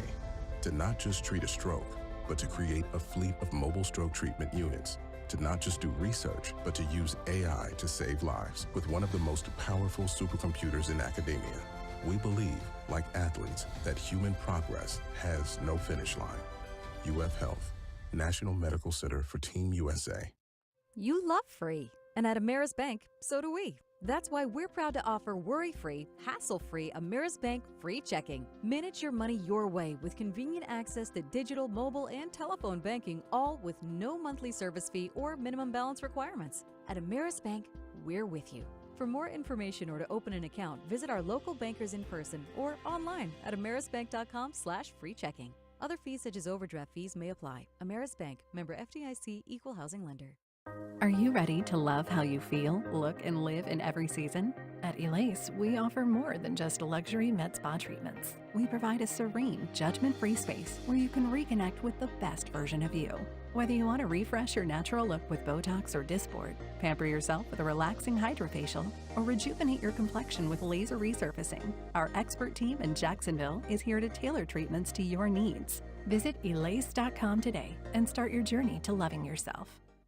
The 2024 season is Pawsome. Register your pet for the Four-Legged Fan Club, presented by Forever Vets Animal Hospital.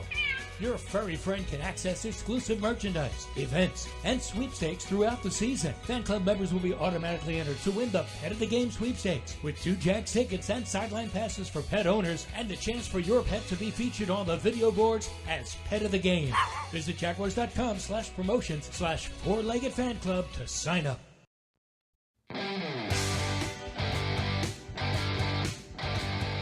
LSU is a great school, great football, great coaches there, and I mean, just the way that we work there at LSU, I mean, that's what we pride ourselves on, just going out there and being the best that we can be each and every day, and just putting the work in. We push each other just to be the best that we can be.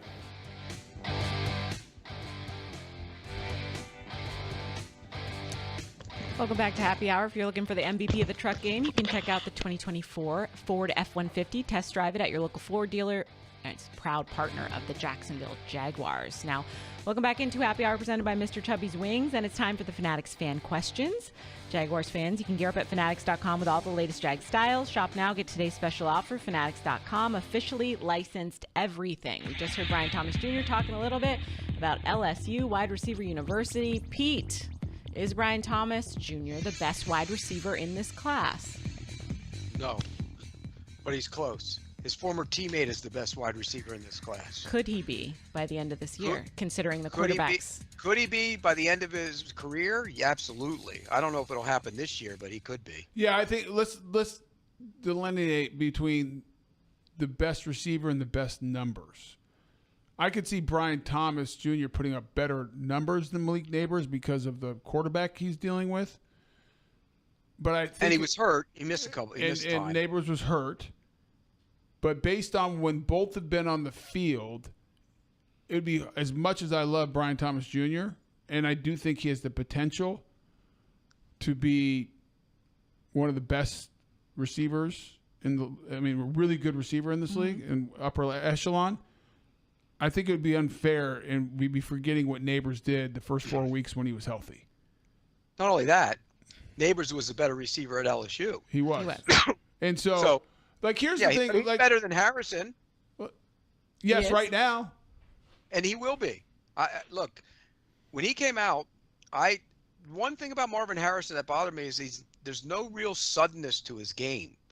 Brian Thomas and Malik Neighbors have suddenness. Yeah. It matters, and so Odunze in Chicago, he doesn't have real suddenness either. That's the difference between Brian. I think Brian Thomas is going to be one of the best receivers in the NFL. I think he's a real, true alpha number one receiver. If Brian Thomas, to do that, he needs to continue to work, and he's a rookie, so he continue his route, running routes, and cleaning up and becoming even a better route runner.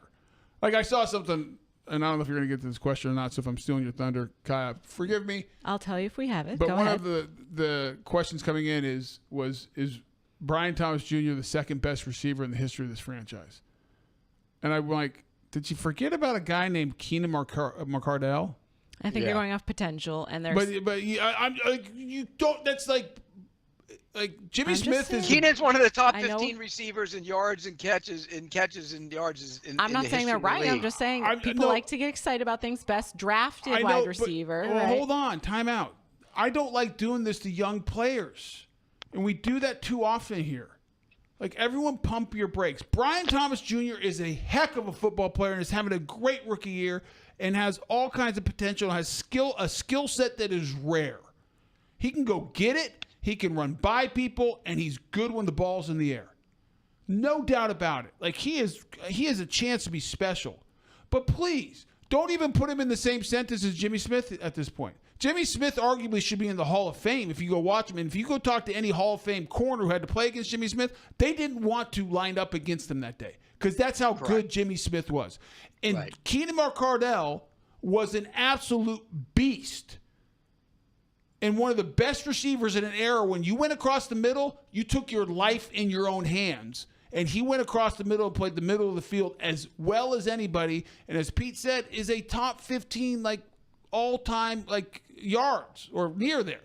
And so, but Tony, but to Kai's point, he will be the best drafted wide receiver in team history. I'm not saying that. I'm not Those saying two weren't drafted, so I'm not saying he's not. The bar for that is lower, so the maybe bar that's where is people so are going. low on that. I can jump over they had it. the curse of the position for so long. Remember, it started with R.J. Sauer. I then get it went that, to but Reggie that's Williams a low and Matt bar. Jones, and on and on it went. But here's what I don't like: we do this too often in this organization. Too much pressure. The guy has played 7 games. He is outstanding. Enjoy it. Celebrate it. What a great rookie year. What a great pick. I'm glad he's on our team. What a good job getting him late in the mid to late of the first round. Love every aspect of it. But don't start saying Jimmy Smith, Keenan McCardell. No. Does he have the tools to yes, be in that class? 100%. Yes. I love Brian Thomas Jr. It is so fun to watch him. I want us to throw deep to him 5 times a game because he just runs by people, and for somehow, some way, even when he's covered, he comes down with it. Yeah, but if he runs deep 4 or 5 times, that's 4 or 5 times they can't run a bubble screen. Oh no! Here we go. But do you know what I'm saying? So let's celebrate what he's done so far, but let's not start. All right, we'll pump the brakes, but we do. Pete, do you see what I'm saying, Pete? I know exactly what you're saying, but in terms of being. He has the ability to be into that class. Yes. I think it's exciting because as great as he is, there's still yesterday upside. On one of our shows, I said there are elite receivers in this league like Jamar Chase and Jefferson and those guys. If he continues to do what I think he can do, he can be in that class. He has a chance to be special. Yes, indeed. No doubt about it. And I love it. I absolutely love it. And he is the best drafted receiver I've seen in this franchise. That's not saying much. No doubt. But he's done it for 7 games. Let's keep it going. I mean, he is, and I do, and I think what Pete said, what a great job because he was the 4th receiver taken off the board, and there was talk, should this team trade up to go get one of those top 3 guys, which I was the top 3, which I was never for. No chance, no how would I have done that. But when they made the I like pick, my receivers to go, and he goes. And he goes, and he has sneaky fast too. He has a gear that most guys don't have. And right now, ironically, the 2 best young receivers of this class both played together last year. It's Malik Neighbors and Brian Thomas Jr. Both are out with Jaden Daniels. With Jaden Daniels. How they lost the game? Ever? I have no idea. They couldn't stop anybody. The defense part. They couldn't stop anybody. Yeah. Even though they had the 2 defensive tackles that Jacksonville had, they couldn't stop anybody. I mean, it's unreal. So, love it. Great 7-game stretch. His yards per catch, the numbers he's putting up, love it. Every bit of it. I just don't I see questions like, is he better than Keenan McCardell? No, not yet. Can he be? Yes. Can he be? He has the tools that Keenan didn't have. Does he have a skill set that Keenan never had because Brian was born with it? Physically gifted. Yes. Keenan was one of the best route runners the NFL has ever seen. Yeah, I mean, Keenan, I don't know what he ran, but it wasn't super fast, but somehow that dude got open and got behind guys and made catches and played the game in a manner and I'm biased because Keenan McCardell is one of my favorite teammates I've ever played with. because Keenan McCardell is the toughest football player I've ever played with. And he's a wide receiver. And I've never seen someone practice as hard as Keenan McCardell. I've never seen someone study the game like Keenan McCardell. I've never seen someone who loved football like Keenan McCardell. And I've never seen a guy who would sacrifice everything for his team like Keenan McCardell. This is a guy who played the week after getting a grade 3 AC joint separation, was told to be out 4 to 6 weeks. Played the next week. By the way, this is a guy in the playoffs that broke his arm. One of my all-time favorite guys to cover. Yes. One of my all-time favorite guys to cover. And he needs to be in the Ring of Honor. He should be. I love it. And he's a guy in a playoff game, broke his wrist against the Patriots, and was going to be out for obviously broken wrist, like broke. And said, I am playing against the Jets next week. I'm like, there's no chance you're playing. Didn't practice all week. Non-contact. He ran through the routes. Put a cast on and had like 10 catches against the Jets in a playoff game. With a cast? With a cast. The dude was like an animal. An animal.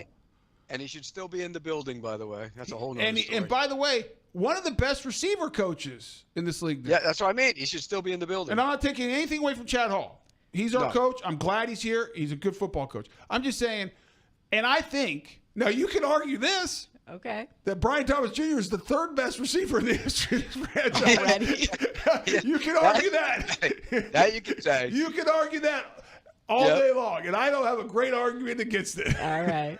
All right, we're keeping it positive. We beat a bad New England team. How much good can we take from this game moving forward, given who that opponent was? Tony, you talked about the offense getting going. What are some of the good things that you saw in the run game? You got the run game going. I think the offensive line is a group that's played, starting with Houston, and since then has played really good football. Really good football. And is physical. They ran the ball. I thought Walker Little was outstanding, and I like that they gave the ball to Tank Bigsby 26 times. I think that is a recipe for success. Run the ball with Bigsby, play action pass, take your shots down the middle of the field. Trevor's playing good. It helps the line protect. You don't have to drop back as much. It takes the pressure off that line, especially against good pass rushers. It wears defenses out and allows you to dictate the tempo, the pace, and your will in the fourth quarter. That's how I think this team should play, and it does another thing that we need to do. It keeps our defense on the sideline. They had long drives from the second quarter on, except for the bomb to Brian Thomas Jr. and the punt return where the defense had to go right back out there. And the defense did better in the last three quarters. But you look at the second half, that defense wasn't on the field very much because they ran it and they ate clock. And a combination of controlling the clock, running the ball, play action pass, big shots. You have a big play receiver in Brian Thomas Jr. That's the recipe, in my opinion, of how you need to play because of all the things I said, and it keeps your defense on the sideline. The defense is struggling right now to get off the field. And so the best way sometimes to play good defenses is don't let the other offense on the field. But score points. There we go. Well, you got to score points. I mean, you got to score points. You got to take 7, not 3. Yes. All right, we're running a little late today, so we're going to head to break really quickly here on Jaguars Happy Hour, presented by Chubby's Wings. But we'll be back to talk about Green Bay.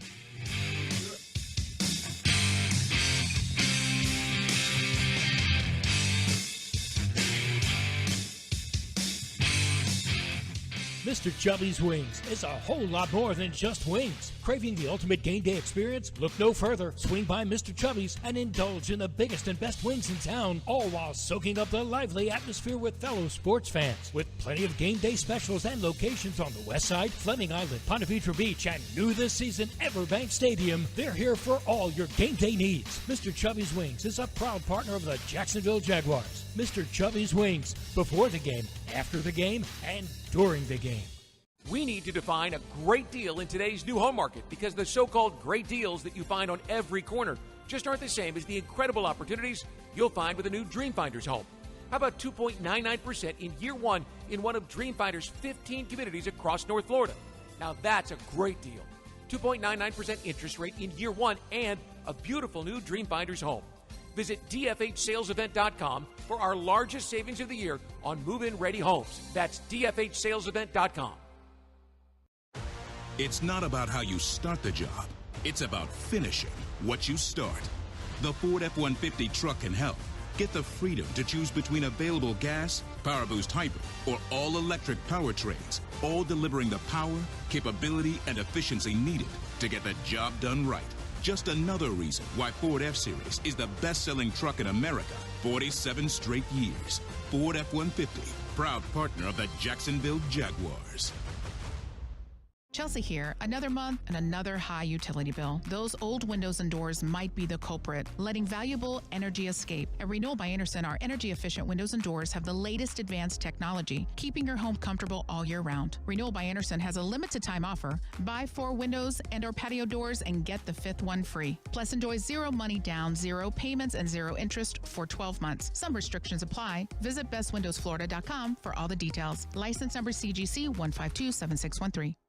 For us, treating cancer is personal. We're Baptist MD Anderson Cancer Center, and we know that every patient is unique.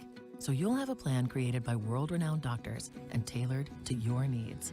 And everyone here will support you every step of the way, so you're physically, emotionally, and spiritually strong for the journey. Don't face cancer with anything less than the team at Baptist MD Anderson. Locations in downtown, Baptist South, and Clay. Visit BaptistMDAnderson.com. Want to be up close and personal with the Jaguars as they take the field? Here's your chance to be in the shadows, outside the Jaguars locker room, now called the Vault. Enter today at everbank.com/shadows. One winner and a guest for every home game at Everbank Stadium. No purchase necessary to enter or win. Open to legal residents in 50 United States and D.C. 18 and older. Entry periods for the Shadow Sweepstakes promotion from 8/19/24 to 12/15/24. For official rules and complete details, visit everbank.com/shadows. Sponsored administrator, Everbank NA, member FDIC.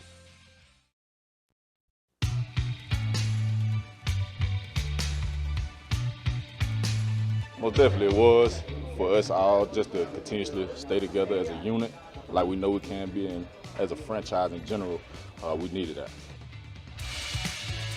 For 11 years, Dreamfinders Homes has been proud to call themselves the official home builder of the Jacksonville Jaguars. Visit dreamfindershomes.com for all of the available inventory, and go Jags. Welcome back to Happy Hour, second hour. We're closing things out here on Mr. Chubby's Wings-sponsored hour of Happy Hour. And listen, the team, I feel like we're saying this every single week. They absolutely needed that win last week, especially after the performance against the Bears. And after this one, hoping to kind of roll that into a game against the Packers, who are a much better team, where I think if you can get a win, that would actually change some things around here. Obviously, you're beating teams in the Colts and the Patriots that you hopefully should beat. But a win against the Packers would go a long way. Pete, when we're looking at a team like Green Bay coming in, what did you see from them last week, and what are we going to see this week? Well, they got all over C.J. Stroud. They limited him throwing the football. I mean, and they didn't play very well, the Texans. And look, we know they can score. We know the Texans can score points. But I think he threw for under 100 yards on Sunday. And it wasn't just him. They don't have Nico Collins, so that changed the way they play him. But Green Bay's good. They're talented at a lot of spots, important spots. And like I said earlier, I think the pass rush has been a problem for them. But they're going to score points on Jacksonville. So Jacksonville better be ready to go get points of their own. Then Tony's right. It's going to be a higher scoring game, and I think it's going to be it needs to be the Trevor Lawrence throw it around game, where Thomas gets 120 and a touch, that kind of game. I think that's what it needs to be for Jacksonville. Well, here's the number. C.J. Stroud, only 21 attempts, 86 yards, no touchdowns, no interceptions, sacked 4 times. So that means they dropped back 25 times. Actually had 5 rushes, so he dropped back 30 times. But let me tell you the formula, Pete. Joe Mixon, 25 carries, 115 yards. It's pulling a tank. Let's go. The same thing. Let's get Tank going. They had 33 rushes for 142, 4.3 yards a carry. I think that's the formula. I'm not saying I agree. They need because they're not great against the run either. They're not. They need to take shots down the field, no doubt about it. But it needs to be set up by running the ball, play action pass. Run it. Keep that offense, that Packers offense, on the sideline. I think but while you do that, if you don't score points, you're going to pay for it. I don't that's disagree. the old theory, Tony. If you run the ball, control the clock, and go get a field goal, they go get a touchdown, 7-3. You go get your control the clock, go get a field goal, and then they score 14-6. You have to score touchdowns. You can't kick field goals, so you have to be good in the red zone. Pete's exactly right. I just worry. I just worry about our defense because our defense hasn't done anything to me that gives you confidence that can get off the field. And it's the time of possession for me, too. We've talked about this. Obviously, they're on the field so much that even if the offense is doing well, they're out of rhythm because it's been 10 minutes since they had the football. Like, literally in the first quarter, Sunday, it was 11 and a half minutes to 3.5, 19 plays to 5 plays. I mean, the Jags had, you can't, and I said it on the broadcast, you can't, if you're an offensive player, you're sitting over on the sidelines, you get no rhythm. You're, like, getting cold. Like, I got to go warm up. I need to stretch again. Like, get off the field. Well, and if you're Green Bay, save your good play for the good plays for 4th, 5, and 6 because you know you'll be playing the backups by then. Here we go. Pete in the hockey lineup change. It just infuriates me. I just can't understand it. And I don't think I'm the only one. I know you've said it too, but does anybody else say it? Does Lagerman say it? Did any of those guys say it? Yeah, they do. I just think you need your best players, especially when you're a struggling defense. You need your best players on the field. There's certain guys I wouldn't take off unless they're just gassed. Trayvon Walker, Josh Hines-Allen. I wouldn't take Ventrell Miller off. He runs and hits, and I'm not saying he's great in coverage, but you know what? He'll get better in coverage once he learns how to drop. But Pete, here's the thing. Tell me the linebacker we have who's good in coverage. No, because Devin Lloyd's terrible in coverage. So put Ventrell out there. Get Eric Armstead every third down. Hey, you're playing 3 technique. Go rush the passer. Or start him there. I'm actually okay, Pete, in base personnel if you don't want to play Eric Armstead inside. Like, make him a sub player. 60%, 70% of the plays are in sub anyways, so put him out there. Right. In nickel. Yeah. That's fine. I'm okay with that. Play Hamilton. I would play Hamilton's good in the run game. Tony, the other day he looked almost back to being what he was. I hope that's right. You signed Graziano. He's a serviceable guy in first and second down if you need to give those guys a blow. Can Mason Smith get back in the mix here? We didn't see him suit up last game. It doesn't sound like. I mean, he's been inactive for 2 games, healthy inactive this year out of 7. He hasn't popped on film. He's going to have to go earn it. I don't know what's going on. I mean, there's a reason he's not out there. He's a second-round pick. You need production out of him, and he's not giving you the production. The knock on him coming out of LSU was, did he love it? I mean, that was, he had the major knee injury early and was on the way. He has. I'm not kidding, and I love the kid. Don't get me wrong. He was on my better than team. I thought he was going to be a big-time player, a steal. I still do think he has the potential, but you can't, if you don't love it, I don't care how much potential you have. It's not going to work. Yeah. Let's draft and develop. We're going to have to develop that one for sure. We're keeping an eye on this throughout the week and kind of see if he's going to be active this week. But going into it, we know the Jags. You know what, Kai? Here's what would bother me if I were him. What's that? Your guy you drafted behind you, your former teammate, was active and you weren't. Sure. How do you look on tape? Because I didn't see the tape. Jefferson look better? It was okay. I mean, nothing great. They're just, I think they're really, I mean, again, with the switching, they're really committed with the moving everybody back and forth because then they get Lacey up and Odomewo every other. Odomewo was not even active. I thought they loved him. He had a sack last week, right? Lacey wasn't great on Sunday. I don't understand. They have a real infatuation with Lacey. They're going to keep rotating until someone kind of makes them stop. I don't know. Okay. All right. Rotation. Hockey rotations, as Pete loves to say. Over the wall. Get over the ice. Get on the ice. Too many men on the ice. Penalty. All right. We got predictions for this game coming up. I'm not locking anything, and I apologize for the double lock, but I do want to hear what these fellas think will happen this week. I know Pete likes Green Bay. I pick the Jags every week. You do. You know my confidence. If I lock it, I'm not locking it, but I'm picking the Jags. All right. Yeah, but you know what? If we put them on a lie detector right now, that thing would go nuts in picking Jacksonville. It would go so. They'd have to go get a new one. It would break. All right, let's see. Who's playing Monday night tonight? I haven't even paid attention. I've been in London. We got 2 games. Two games. What's this 2-game Monday night thing? To be honest, I like it because then if one's bad, you can switch to the other one. All right. For both are good, Kai. Be positive. All right, Ravens Bucks. That could be very good. Could be a great game. And then you have a great game. That could be a high scoring Chargers game. Cardinals. Points in that game. Chargers Cardinals does not interest me. I'll be watching Ravens Bucks. It is for the Chargers because the Chargers actually play. Remember, they went to Denver and beat up the Broncos. Broncos last week. All right, 30 seconds. Give me your quick picks. I got Chargers will beat the Cardinals. They're a more physical team. I think they win.